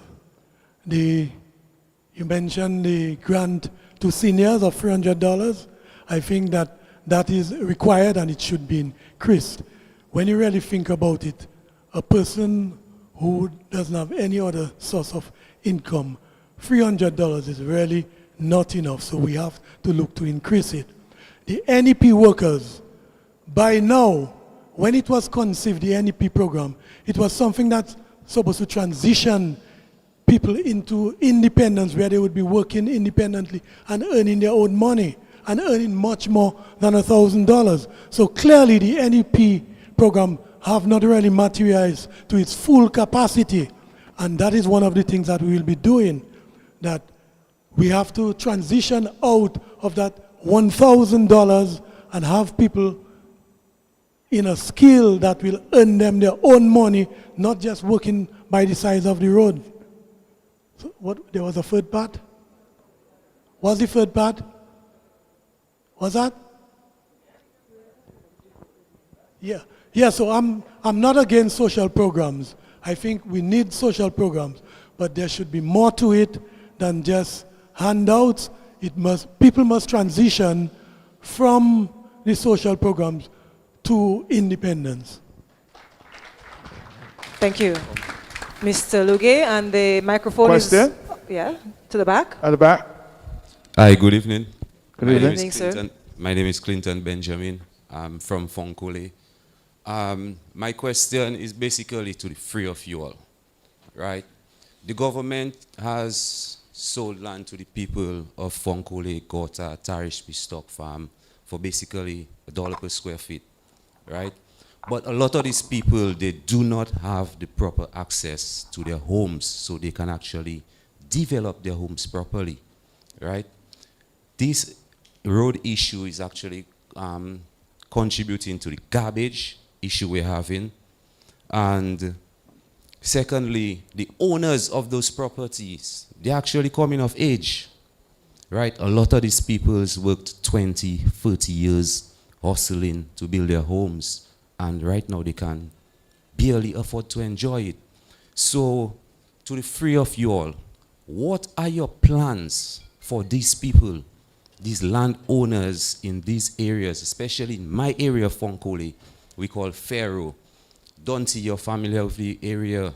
You built quite a few houses there. You had to hire guys to carry up cement mixers and all that. What are your guys' plans for these people as they're coming of age and they have these properties? Thank you. And please try to limit the question to a minute. Thank you. Thank you. Thank you so much, Clinton, for that question.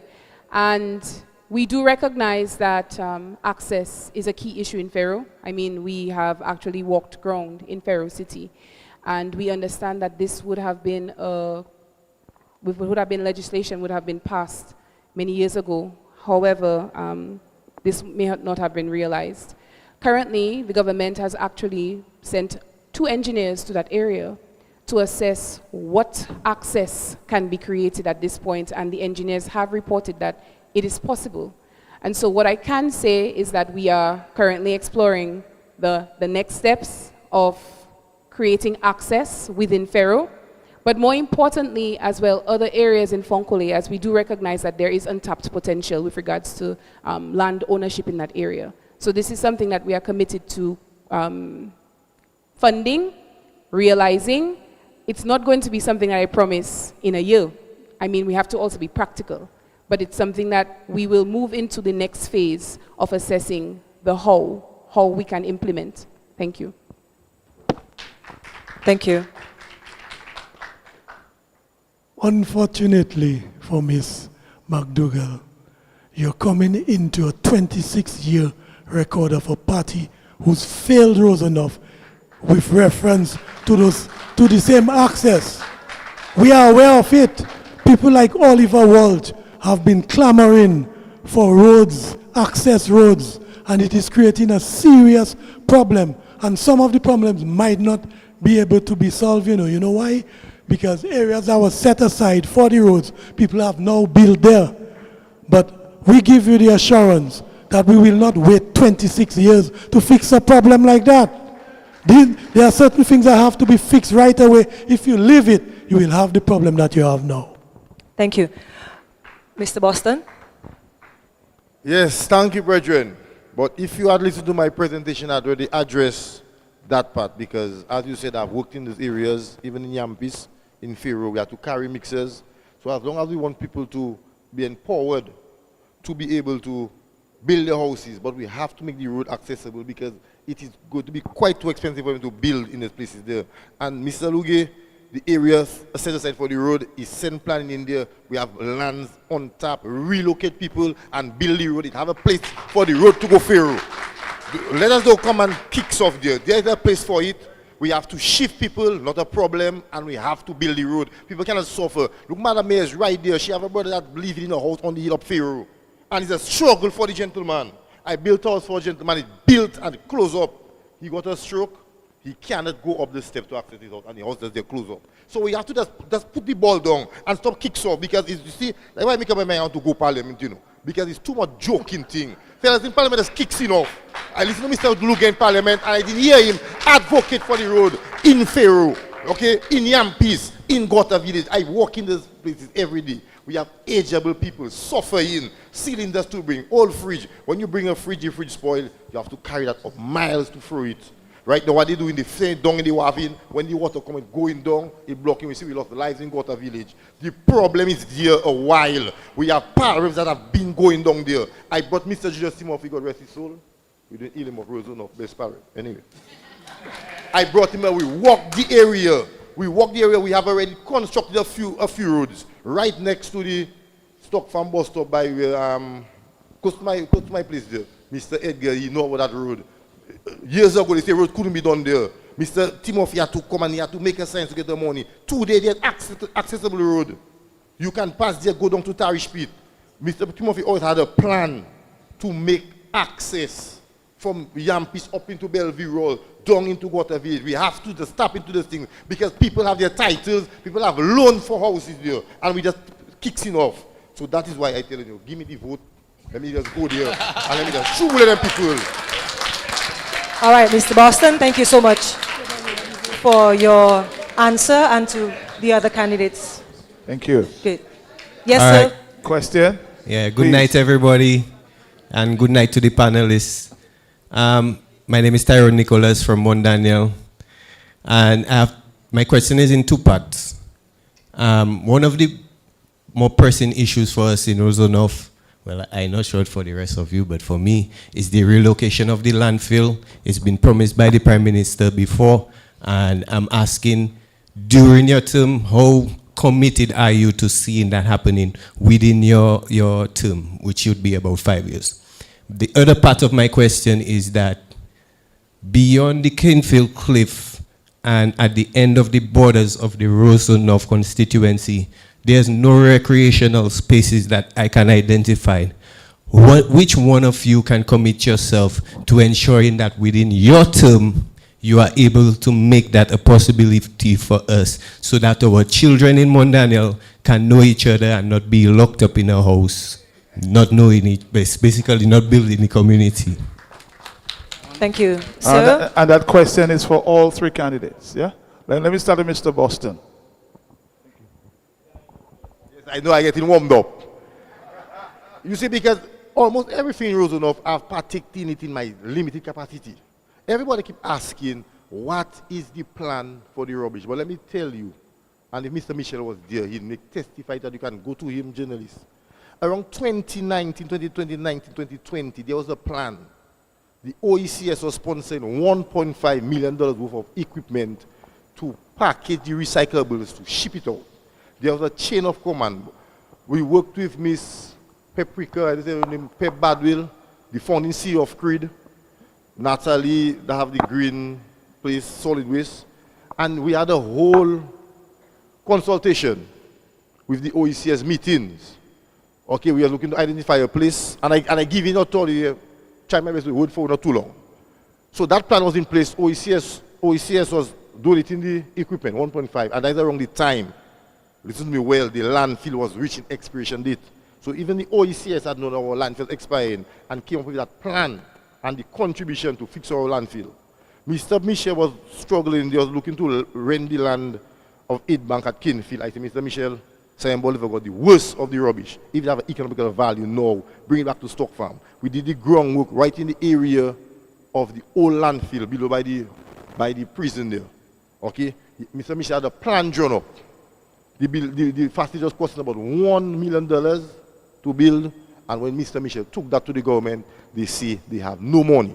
So stop asking what is the plan for the landfill. There's always been a plan for the landfill, nobody will have the balls to come and say there's a plan, and it's the government that labs the plan. Thank you. Thank you, Mr. Boston. The second. I think he was asking about playing space for the kids. Yes, thank you. Well, in the playing space for Mount Daniel, which is a critical issue, also in Fonkole. I mean, Fonkole have a small space, but, you know, Mr. Timothy was looking into ways of getting, you know, improved facilities. But what we can think about presently right now, because the land unavailable is comedian land. Because I'm sorry, there's a lot of Mr. land Boston, can you just speak closer? A lot of land in Cocoa Bottom, on top land, see how government can purchase some land to make some sort of recreation area for Mount Daniel, or even up in the top of Mount Daniel, in the top of some nice flat land. I don't know who's the owners of the land, so I can't just say we can use the land, but government has to find the owners, pay for the land, and make the area available, accessible, so young children of Mount Daniel can play, socialize, and they can learn how to be with each other. Okay, so it have availabilities of things to do. Government have to come right now, and we need advocacy for these things, because I listen to Parliament of fears now, and I never get in the sense that we're advocating for the things we need, and not just advocating firm. And right now, with that independent candidate opposition, I'll just be the perfect addition to that, to bring forth the unity, with bring 2 more senators, and have a serious opposition with a direction for us to see the possibilities of independent candidacy. So Roseau North, I can just ask you for that chance to just show you. Thank you, Mr. Boston. Ashma? Thank you. Chairman, your passion is always so exciting. Okay, so going back to your question as it relates to the landfill, and we recognize obviously that we cannot ignore the facts surrounding the landfill, but the government has already been in conversation with the Dominica Solid Waste Management, and we recognize that it is necessary to identify a more long-term strategy as opposed to just moving the landfill to a new area, but looking at decentralization of waste management in Dominica. And we believe that this is a better strategy because it really removes the burden on just one location.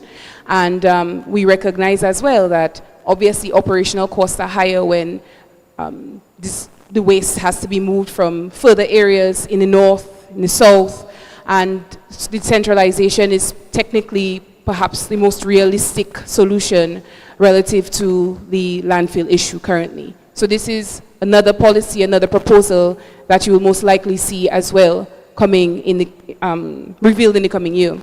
As it relates to your second part of your question, community development is definitely at the core. It's a core economic pillar strategy, that I would have hinted to in the presentation. And interestingly, there is current subdivisions happening in that stretch between the area that you're discussing on top of the hill, on top of that ridge.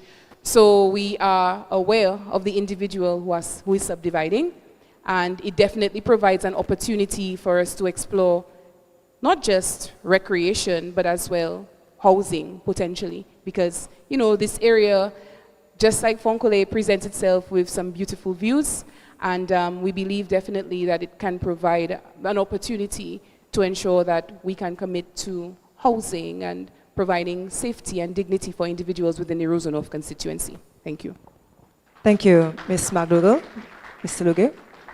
In my presentation, you would have heard that I highlighted the need for the relocation of the landfill. I think it's about 10 or more years past its useful life. We cannot be dilly-dallying and still thinking of where we put in it.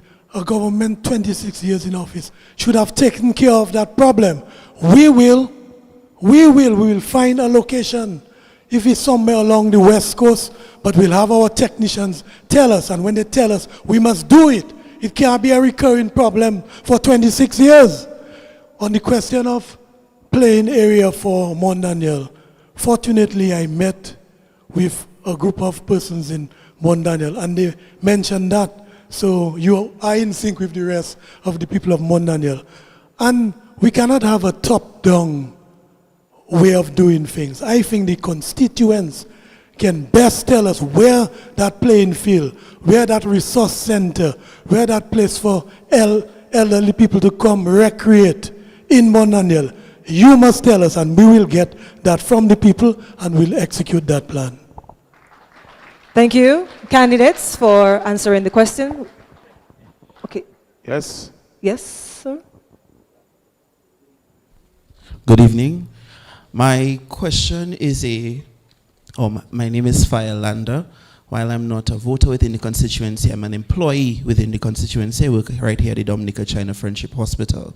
And I'm very interested in the moving forward of the constituency as it directly affects the work that I do. I would like to ask a question to Mr. Lugay.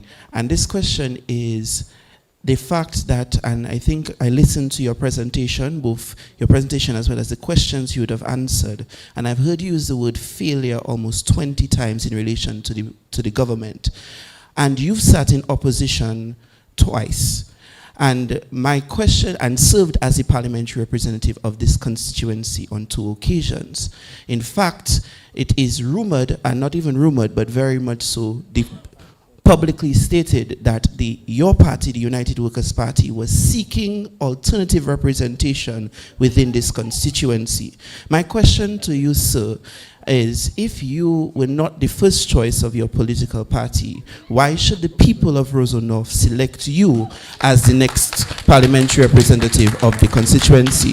The second part to that question is directed at Ms. McDougall.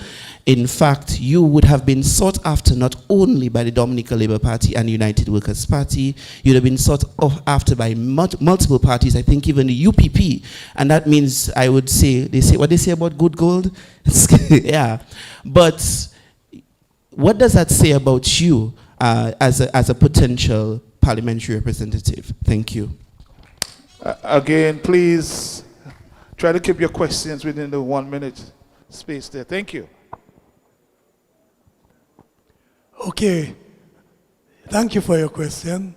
And so you heard that I was hanging up my gloves. And yes, I was. I was really in the process.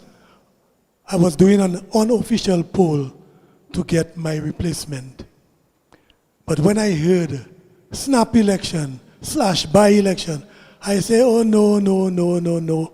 It's not 2022. I will secure that seat. And I know I'm the best person to secure that seat. Eventually, I will transition out of politics because I do not think Roseau North is Clement Lugay's estate. So I'm looking for bright prospects to hand the baton to, right? Because I've fought hard and I've suffered much for it. I've been kidnapped by Roosevelt's carried bodyguard, thrown in the jail, slept 3 nights and 3 days in the jail, taken to the courts. I sued the police and I won my case, and I will be suing again. But yes, I'm planning to transition out. But for now, Roseau North is not for sale. All right, thank you very much. We're going to have 2 more questions. 2 more questions because of the time. Wasn't your question second part to Ashma? Okay. This gentleman there, I think Dr. No, there's a second part to his question. Oh, the second part? Ashma has to respond Sorry. to it, yes. Sorry. What's the second part of the question? Can you repeat your question, please? Yes, thank you. Basically, you would have been sought after by multiple political parties. My question to you is, what does that say about you as a potential parliamentary representative for the constituency, seeing that you've been looked at by multiple political parties? Including the UWP that saw you as a very, very good candidate. Quite frankly, I mean, it's flattering, but at the same time, for me, I'm just focused on delivering results to people. And I think that is reflected in my own values and the work that I have done through my record speaks for itself. And I'll leave it at that. I mean, I heard Danny say that he's ready to leave, and He almost wasn't the representative. I would have been the well, I mean, if I was so highly sought after. But no, in all honesty, I think, as I've said before, now is a very critical juncture for Dominica's development. And we always talk about young people being the future. And quite frankly, the policies that are being proposed today will be affecting the future in 10 and 20 and 30 years' time. So while you're ready to hang up your gloves, the fact remains that your contributions to Parliament will be affecting us. And that is why it's necessary to ensure that there are younger individuals, as well youth, participating at the table to contribute to those policy prescriptions that are being proposed to affect them in 10 and 20 and 30 years down the line. So, I mean, I really want to focus on the fact that we need to ensure that youth are more involved in decision making, and it's not just tokenist, it's actually meaningful participation at all levels. Thank you very much. Thank you. Ms. McDougall. Yes, I think we're going to take our final question, and then we'll get the final comments from the candidates, because we're looking for time at this point. Thank you, Doctor. Okay. So I'm Dr. Hazel Shillingford Ricketts, and I live in Mount Daniel for over 23 years. So a number of the problems here I have encountered over those years. But my question tonight is to all of you. You are presenting yourselves to be voted into Parliament to represent Roseau North. And my question is, when voted to Parliament, will you consider as priority the reinstatement of the Ravencock Road? Bear in mind, there is only one road in and out of Roseau. If it is blocked by a major rockfall, as in an earthquake, there will be major disruption. So would you put that on the top burner of your priority when you get into Parliament? Thank you. Thank you. And that question is to every candidate. All three candidates. Matt, it's great to have a manifesto, and a manifesto I could share with my colleague about 2 weeks ago. On my manifesto, it says, construct the Ravencock Link Road as a strategic bypass of the Mount Daniel Cliff, linking communities like Belvirol, Mount Daniel Parish. So not just the Ravencock Road. There's a road at the back of, what's the funeral place? Linus. That road has to be given priority also. There are several roads that can link the various communities, including Fokole, Upper Fokole, and Mount Daniel, and even Glasgow, and a little further in, you know. So we have to open up areas, and when you do that, you even open up areas for more housing opportunity. So I have it on my plan, and not only that, you know, if I pull up my plan for my previous election, you will see that the Ravencock Road is there, and Prime Minister Skerrit have been promising it election after election, and never delivered. I hope that plan wasn't when you were Power Rep, Honorable Mr. Luge. But we do recognize that it is a key concern, and as presented in my own presentation, infrastructure remains a key economic strategy that we recognize is important and critical, not just for access, but as well to create development pathways for individuals within those communities. So we have already assessed some major areas that we recognize we would need to come in and do some infrastructural projects, but I'm not going to say on this mic tonight that this is going to be something that will be realized in a year, because we do recognize it is something that obviously requires resources. So I'm not trying to be impractical, I'm trying to be very practical. We recognize it's a priority, right? But we recognize as well there are many infrastructural projects that we have to focus on in the constituency. And so definitely it will be something that the government will tackle. Thank you so much. Thank you, Ms. McDougall. Mr. Boston? Yes, good night again. Well, as you had listened to my presentation, roads was part of it. And sorry, miss, for not including that road because that is a major one. But I would say I would advocate for the building of those roads, but I would also advocate for it to build by people from Roseau North. Equipment from Roseau North, we have the capability, we have the skill set, and we have to build these roads. Also the roads in Fonkole to access in Faro, in Gotter Village, in Yampis, to ease up the burden on the grown-up people. So sorry for sounding like redundant, but that is one of my priorities in Roseau North. And if any of you come and walk the streets, you'll understand why. Because people are suffering. Thank you. Thank you, Mr. Boston. Just to inform the moderators, folks, we actually started after 9 because some of our folks walked in a bit late. So we are going to extend our stoppage time to another 15 minutes, okay? And the next question by the hand.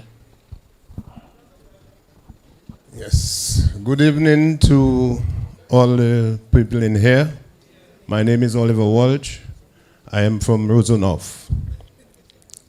My question is to all the men and the woman on the panelists. Ashma, I think my question will be directed to you since you have been through an experience that I had personally. This auditorium that we are in tonight, it's good that we could be here tonight in Roseau North to discuss the first time in Dominica politics that we have such an audience and a discussion about development. I'm proud. The people, 1 minute, the people on the front, I'm very excited about you all, right? But my question is, it is an experience I had medically, and it was something that over the years, it's about 20-something years, 1998, 99, somewhere about, that we had been promised a medical health insurance. And sometime later, it's about 7 years now, my wife got into an emergency and needed to get out of Dominica. So that was at home. And because we did not have that level of representation, which is the medical health insurance for everybody, we had to finance that movement. Time. And even when we get to there, it was too late.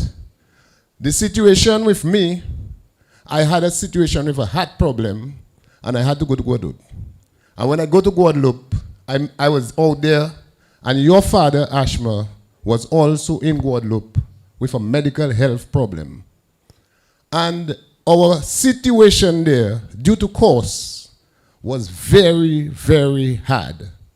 But because of my family, I had my children out there, I was able to get an IMA assistant that was able to meet me with my medical health, which is something when I sit with your father and discuss our problem in Dominica, we spoke about that IMA. Question, please. Question. Yes, please. Time up. Time. Okay. My question is it a better move that we build this mass hospital in Roseau North than we had put in a medical health insurance in the hospital we had or the system we had to take care of general expense for our people in Dominica on a whole, not just Roseau North? Thank you. And please stick to the time. We're out of time.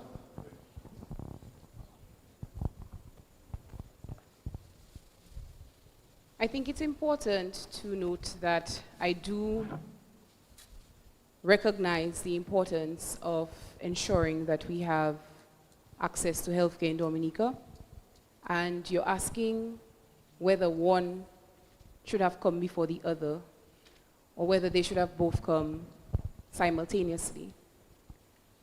in my own opinion, I don't think that there should have been a priority of one over the other, in my own opinion.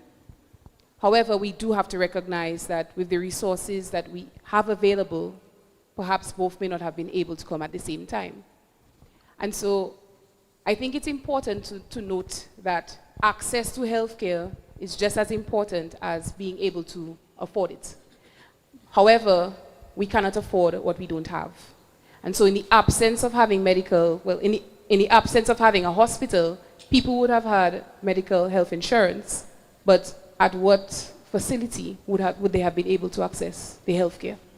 So I do not disagree with the government's stance to ensure that this infrastructure, this capital project, was invested into, because it has provided access to healthcare for many individuals. I do agree that obviously there is improvement within the healthcare system in Dominica. I mean, Mr. Lugay himself was just praising the eye care clinic recently on social media about the care that he received. And so without that, but having the health insurance, he would not have been able to access that healthcare here. So I do not think that one should have been prioritized over the other, but I do agree with you that yes, improvement is necessary, and this is something that obviously the government will be looking at in the coming year. Thank you. Ms. McDougall, the question... It's for everybody. All right. Yeah. Okay. Yeah. So, healthcare, we recognize that healthcare is a serious issue. Both Dominicans at home and abroad are very concerned about healthcare, health services, medical insurance. We know it's an expensive thing, but if we sell it well to the working population and show the importance of it, that you put aside a certain amount of your salary towards healthcare, and probably Social Security could chip in a little bit. I think we can do it. There must be a way for us to do it. Saying that we cannot do it doesn't solve our problem. Going on radio program to raise funds, it doesn't always work. People die before that. So I'm saying that it's something we must do. Our political leader, Thompson Fontaine, has proposed that we'll have national health care, and it's something that will get our best brains together. We know we have a small population, but we can do it if we put our minds to it, and we must do it.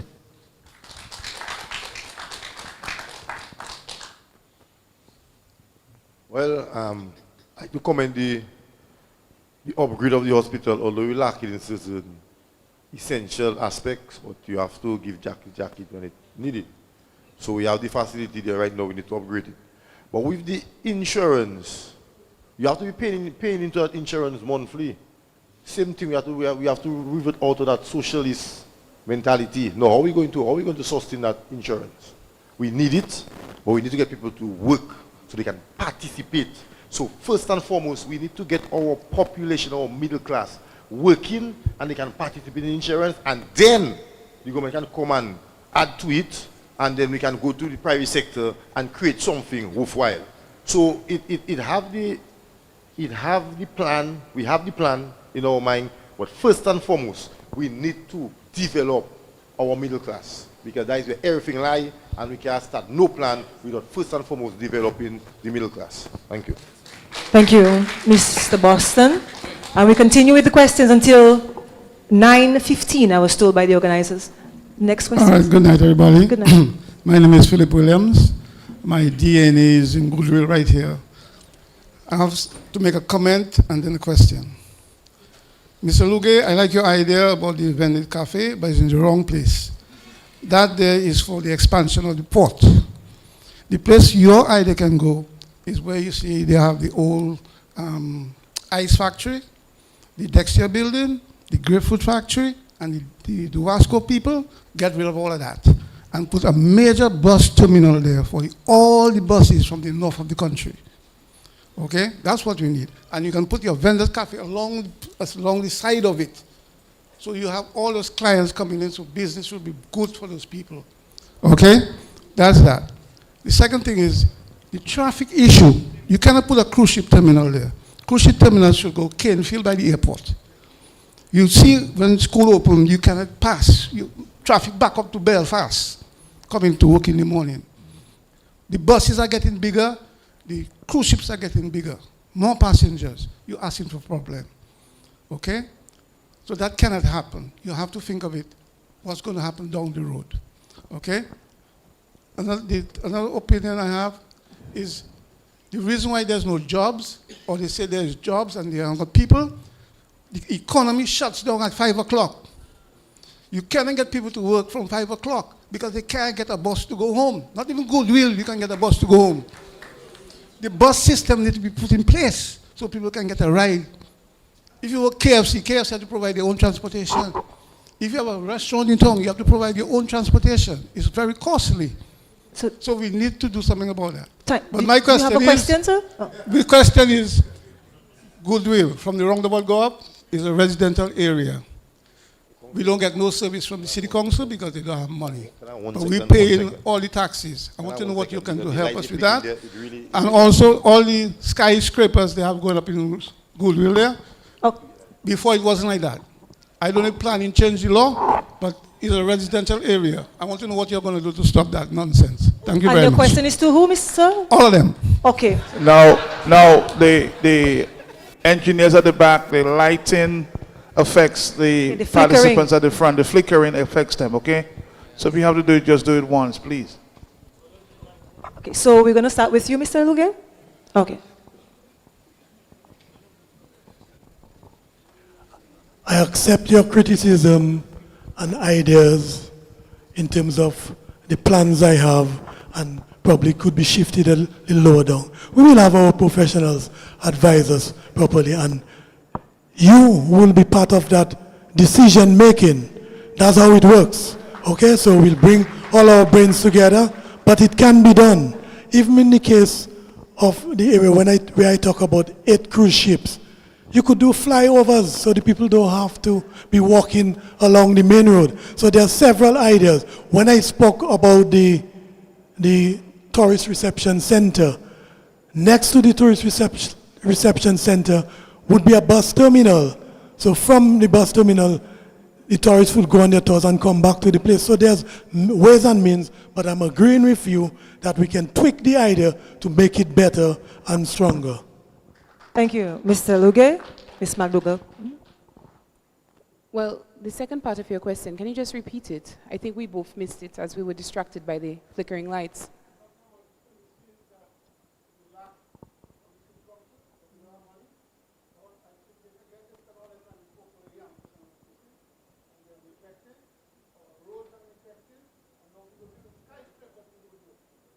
So,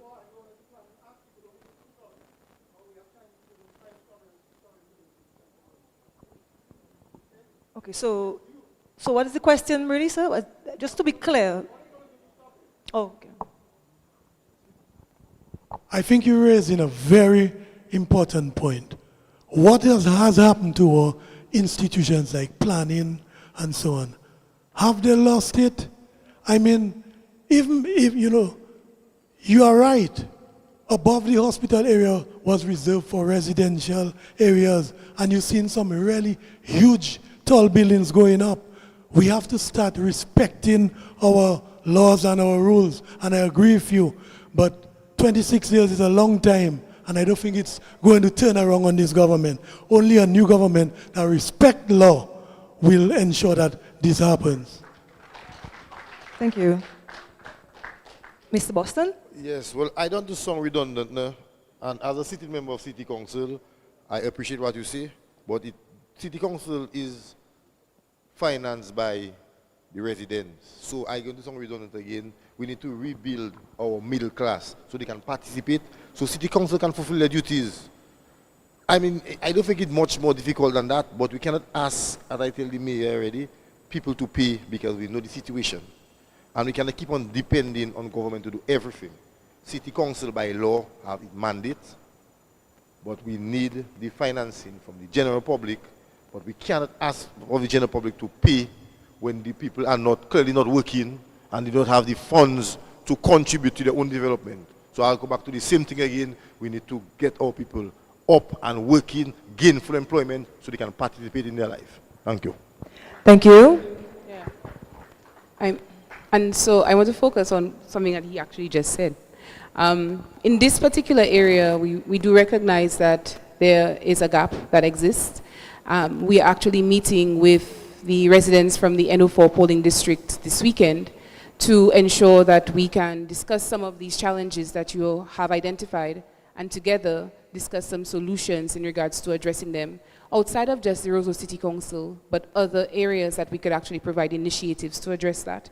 As it relates to the legality surrounding the skyscrapers that you were hinting to, I mean, obviously we do recognize as well that has been a concern that has come from some of the residents even on Rose Street, and it's something I will definitely take back to Parliament for greater discussion. Thank you. Thank you, Ms. McDougall. I think all three candidates have answered that question. And just a reminder, in interest of time, please keep your questions to a minute. Yes, we know, but the organizers are allowing one more? Two more questions. Two more questions. Yes, two more questions, please. Thank you. Good night, everyone. Good night. My name is...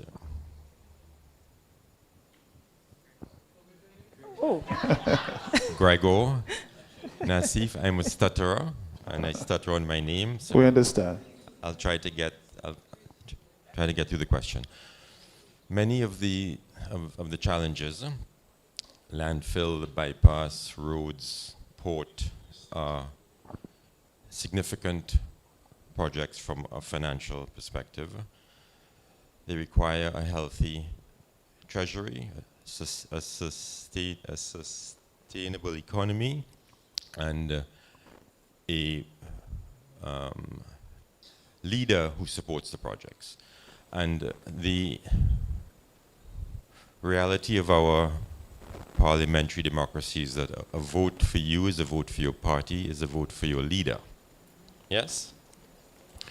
So the question to Mr. Lugue is, we're voting for you, we're voting for Mr. Fontaine. Why should we trust him to lead? And also to Ashma, we're voting for you, we're voting for Mr. Skerritt. Why should we put him back in office after 22 years and trust him again for a fourth term? And to my friend Sherman, who would you rather work with?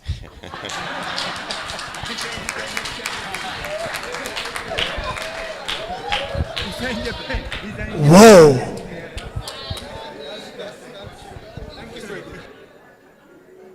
Okay, so you asked the question, why should we vote for Thompson Fontaine?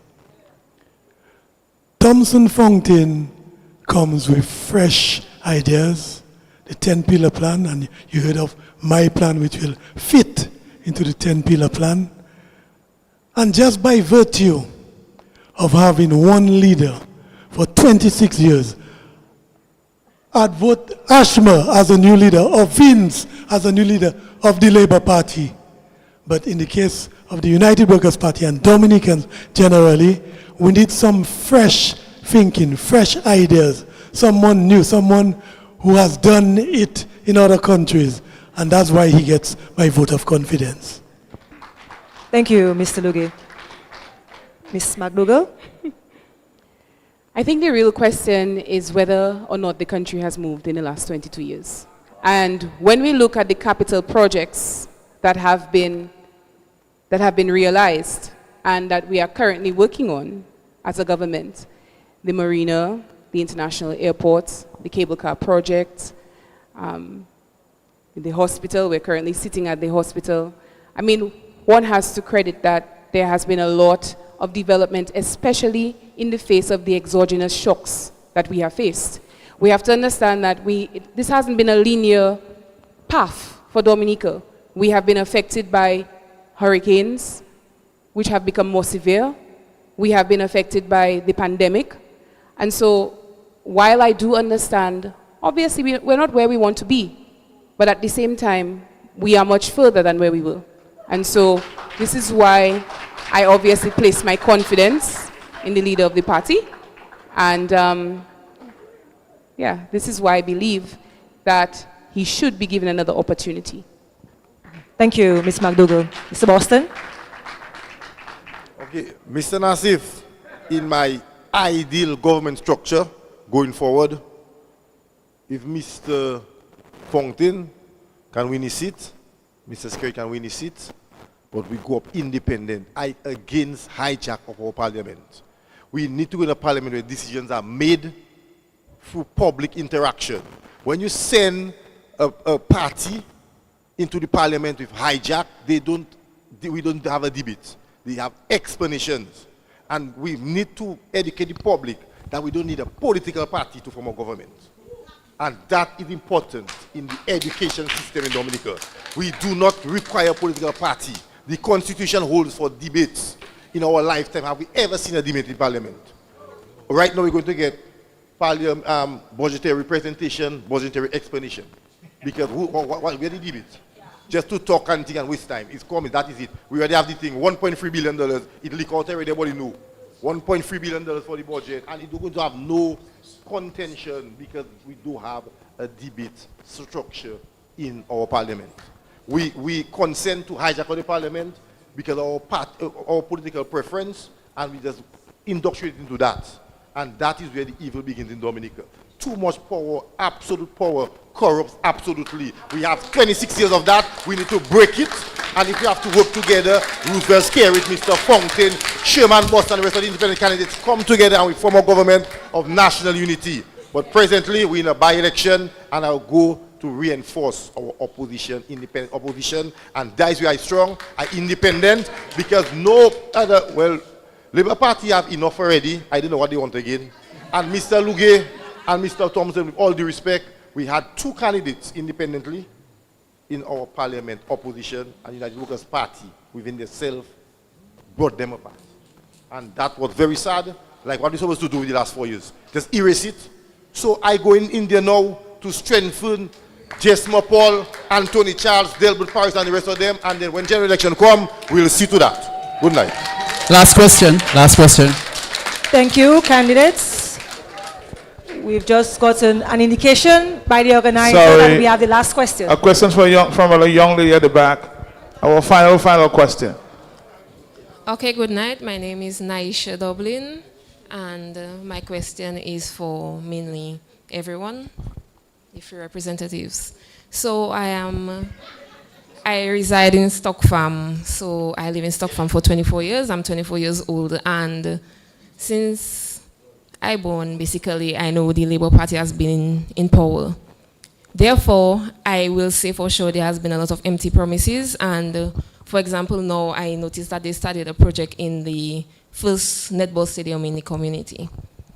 But my question is, what is the plan? Okay, you all started the project, but what is the conclusion you are going to come to? Are you going to give back to the youth? Because a lot of young boys in my community are astray, in my opinion. And basically, we have nothing doing. We don't have no place to basically have fundraising or anything to basically build the community. So my question is for all three candidates, basically. What are your plans for the netball stadium? Thank you. Microphones to the candidates, Mr. Peltier. Okay, so Mr. Daniel Oge will start off. You know, as a sportsman myself, who in 1978 played youth football for Dominica, in 1980 played for the senior national team, and all between that have been the chairman of the Lindo Park Improvement Committee. It saddens me to see the state of playing fields in Roseau North. I know what sports did for me. It gave me the discipline that every meeting I go to that I'm on time. It gives me the discipline that when I make appointments with people that I must be there before them. And it's so sad to see the situation in Dominica. Young people are going astray. Even the Windsor Park Stadium, where there were so many disciplines, there netball, football, athletics, just name it. it wasn't as fancy as it is now. You have a facility now, and it's for rum and siwo. How much national football you see playing there? I remember before I started playing football, it was my honor to hold the boots of the senior person to go in the Windsor Park, free of charge, just to see football. Today, young people don't even care about sports. There isn't that emphasis to bring back sports today. We actually have to invest money into clubs, you know. Even clubs that's died in Roseau North, Zebians, Heineken Saints, my own club, because young people, they're focused, you know, and I don't want to blame them too much. There's a gap in between seniors like me. I did it for so many years, played and then coached and then managed and took care of the facility. But it will take much more effort than what exists now to bring back sports, to bring back discipline, to bring back playing fields. But it must be done if we should have a successful society in Roseau North. Thank you, Mr. Luge. Ms. McDougall. Thank you for your question, and definitely we have already started work within the Stock Farm area, not just the Stock Farm area, but in other communities within the constituency as it relates to restoring community areas. Now, I'm not going to say that the plan is to restore the netball complex right now. I think it has to be a decision that is taken by the entire community as it relates to what would be most suitable for that space. I can attest, however, that we are currently restoring the Stock Farm playground. We are currently in conversation with the Dominica Solid Waste Management Corporation and as well Mr. Wayne and Troy Shillingford within the Stock Farm area with regards to the restoration of the Stock Farm football field, right? So all of these are already plans that are in action. Now, as it relates to the community center, and this is one that is very keen for me because, you know, while we were having our own community meeting a few weeks ago, I mean, we needed to identify a space that we could actually host that meeting. And, you know, it isn't like the space may not necessarily be available at the moment in Stock Farm. So this is something that obviously we recognize is a concern, having community spaces. So what we will do is to ensure that we can identify the space within Stock Farm that is currently being used and have discussions with local government as it relates to, you know, what way we can move forward in regards to ensuring that the community center is either rebuilt in a different space or there are conversations with regards to ensure that we can revisit the current location of the Stock Farm Community Center. Thank you.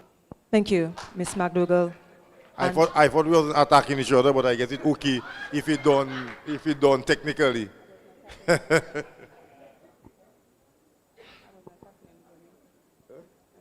Okay, Mr. Boston, are you going to answer the question?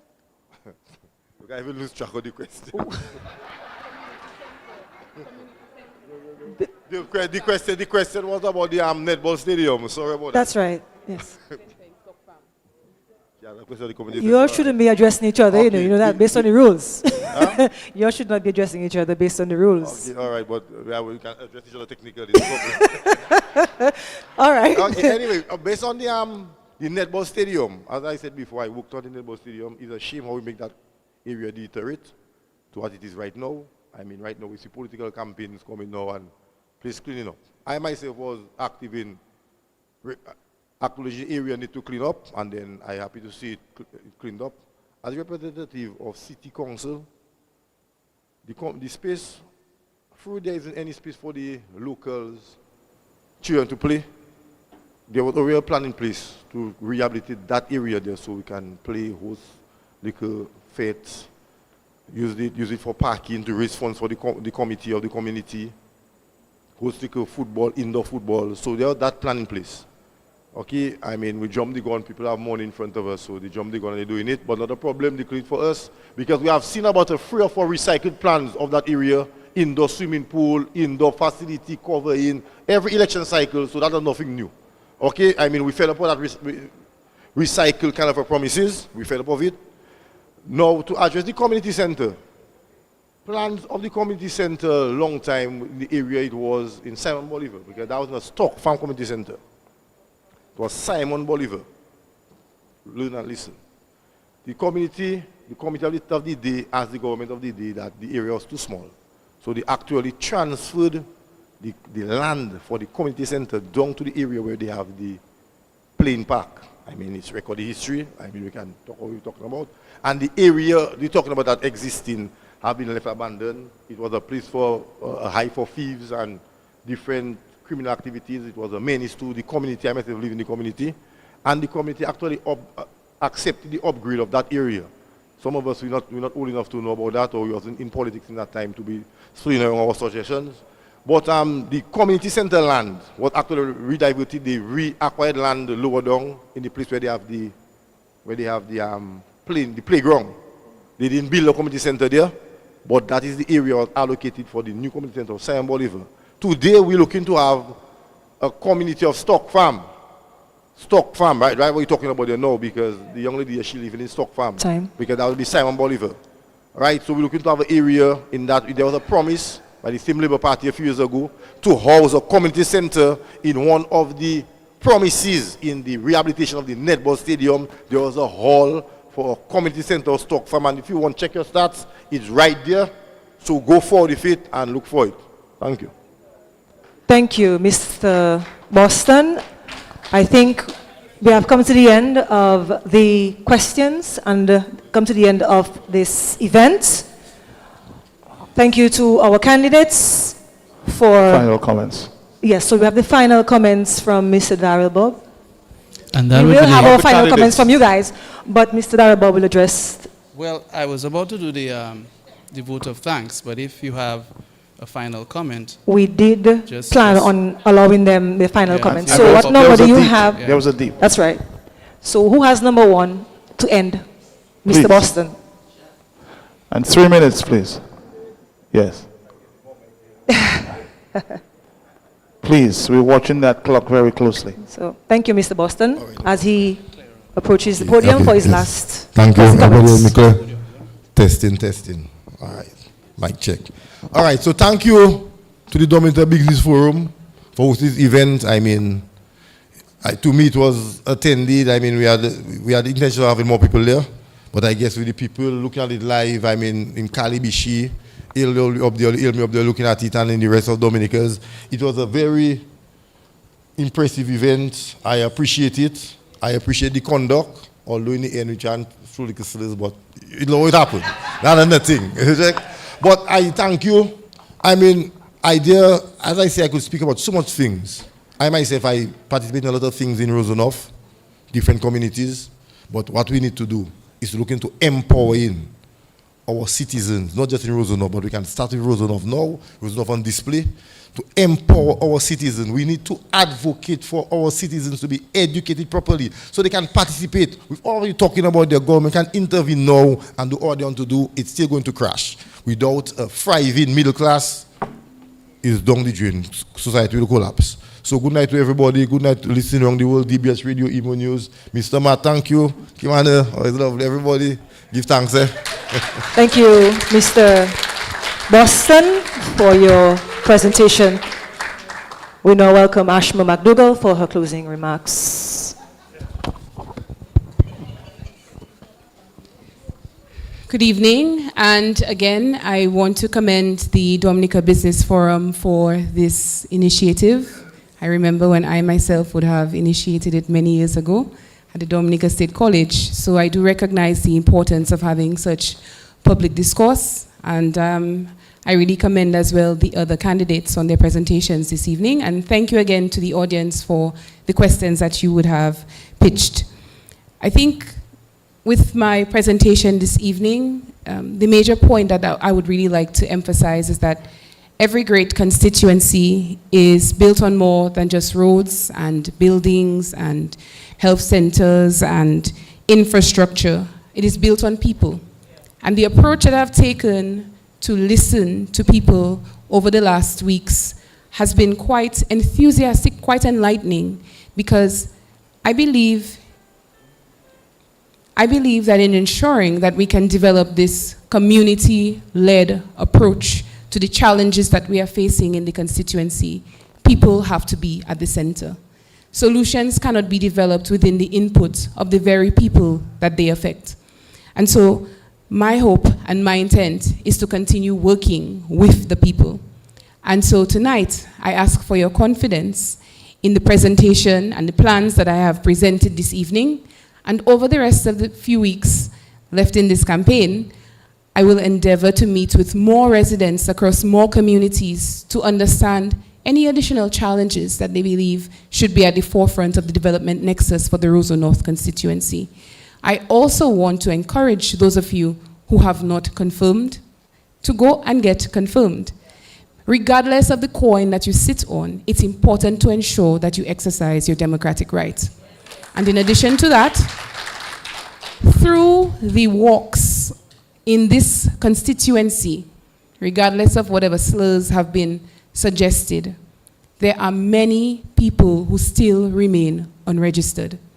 I am meeting 60-year-olds who have never voted, 20-year-olds, 25-year-olds, 32-year-olds. So this is my plea to persons who are not registered to go and get registered to vote as well. Because the fact remains, all of our voices will matter. Yes. And so it's important to ensure that you get registered, you get confirmed, and importantly, I ask for your vote of confidence in the upcoming by-election. Thank you so much. Thank you, Ms. McDougall, for your closing remarks. We now welcome Mr. Danny Lugay.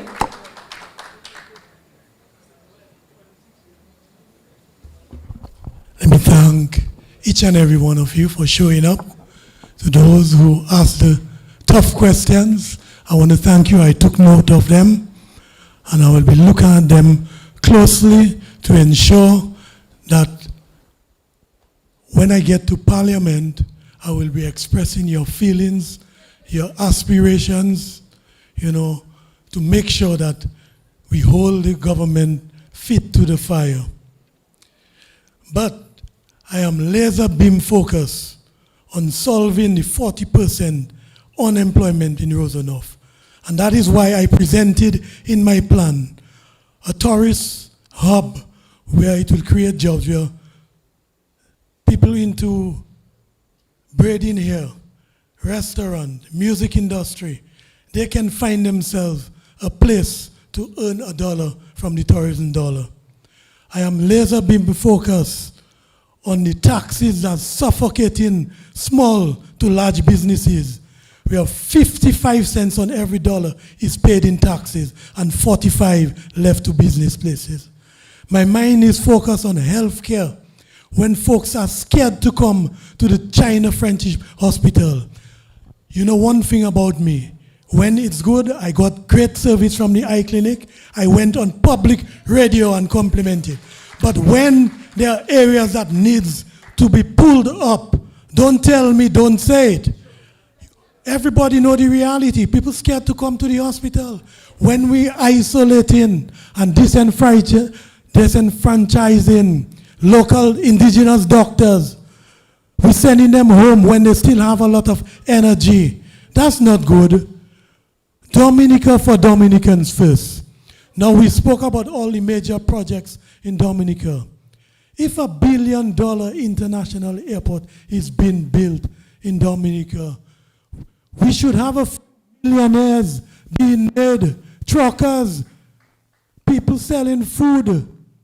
We should have people making serious bucks, but in the economy, not in businesses selling products, really seeing the effect of those so-called major projects. We can do better than that. And I offer you the beginning of that blue tsunami. Vote for Danny. More votes for Danny? All right, ladies and gentlemen, you would agree that tonight, a well-respected discussion. I think that will be continued. Let's give them a round of applause for all the candidates, please. And also a round of applause for yourselves. Yes, thank you so much for being respectful and civilized, yes, as the organizers. Let's have a vote of thanks as from the organizers Bob. wished. Mr. Darrell Bob, your closing remarks. Thank you. Yes. Ladies and gentlemen, I just want to say thank you for coming out mostly. And I want to thank my very, very small team at the Dominica Business Forum, Inc. for the support. I want to single out Severin. And I want to say to the candidates, could you put the lights back on? Can you put the lights back on?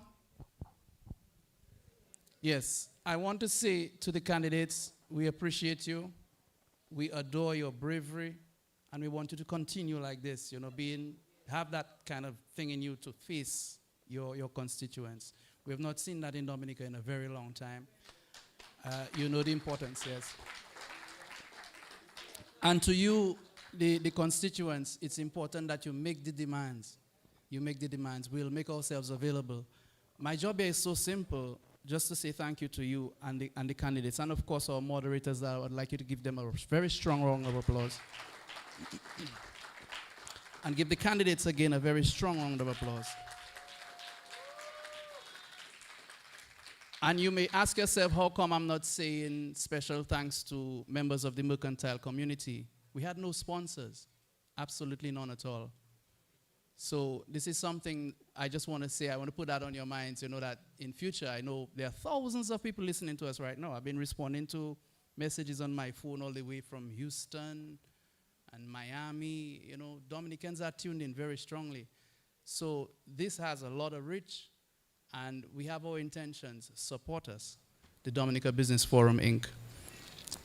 Thank you guys once again. Thank you for coming, and get home safely. Yes. And of course, Daryl, we would like to say thank you to DBS Radio. To DBS oh yes, Radio. Of course, DBS Radio. Thank you for and Kyrie FM, who is feeding from DBS. That's right. So the media. Yes. Thank you so much. Thank you so much to the media. God bless. Well, it was. And thank you to the hospital for allowing us here tonight. Discussion among the three candidates. One candidate from the United Workers' Party, one from the Dominican Labour Party, and one independent candidate. We saw quite a number of questions from all angles, from various persuasions, from various political slants. And so tonight was a good success in hearing the views of all three candidates who are contesting the by-elections in the Roseau North constituency. And I'm sure that our listeners and viewers themselves were glued to the television, to the radios, to the social media, Facebook, YouTube. And so DBS Radio, we just say thank you for a work well done in ensuring that that kind of discussion was brought to so many viewers and listeners. And I'm sure that in reference to the political landscape, in terms of discussion in the open and in the public, we will see quite a lot of that. I know that Ashma McDougall has already started this process of speaking to communities, to people indoors, town hall style. And so tonight, another session of that kind of town hall appearance. I'm sure that many people were satisfied as to what they got and heard. And so from me, my technical team, Dean Thomas, and the DBS management, I want to say thank you, and also say thank you to the administrators of the Dominica China Friendship Hospital for really giving us the opportunity to use their various equipment to really help us in bringing live to our many viewers and listeners. So once again, we want to say thank you to our viewers and listeners as we go back across to Master Control Studios of Ted Dilly. Vim, God bless.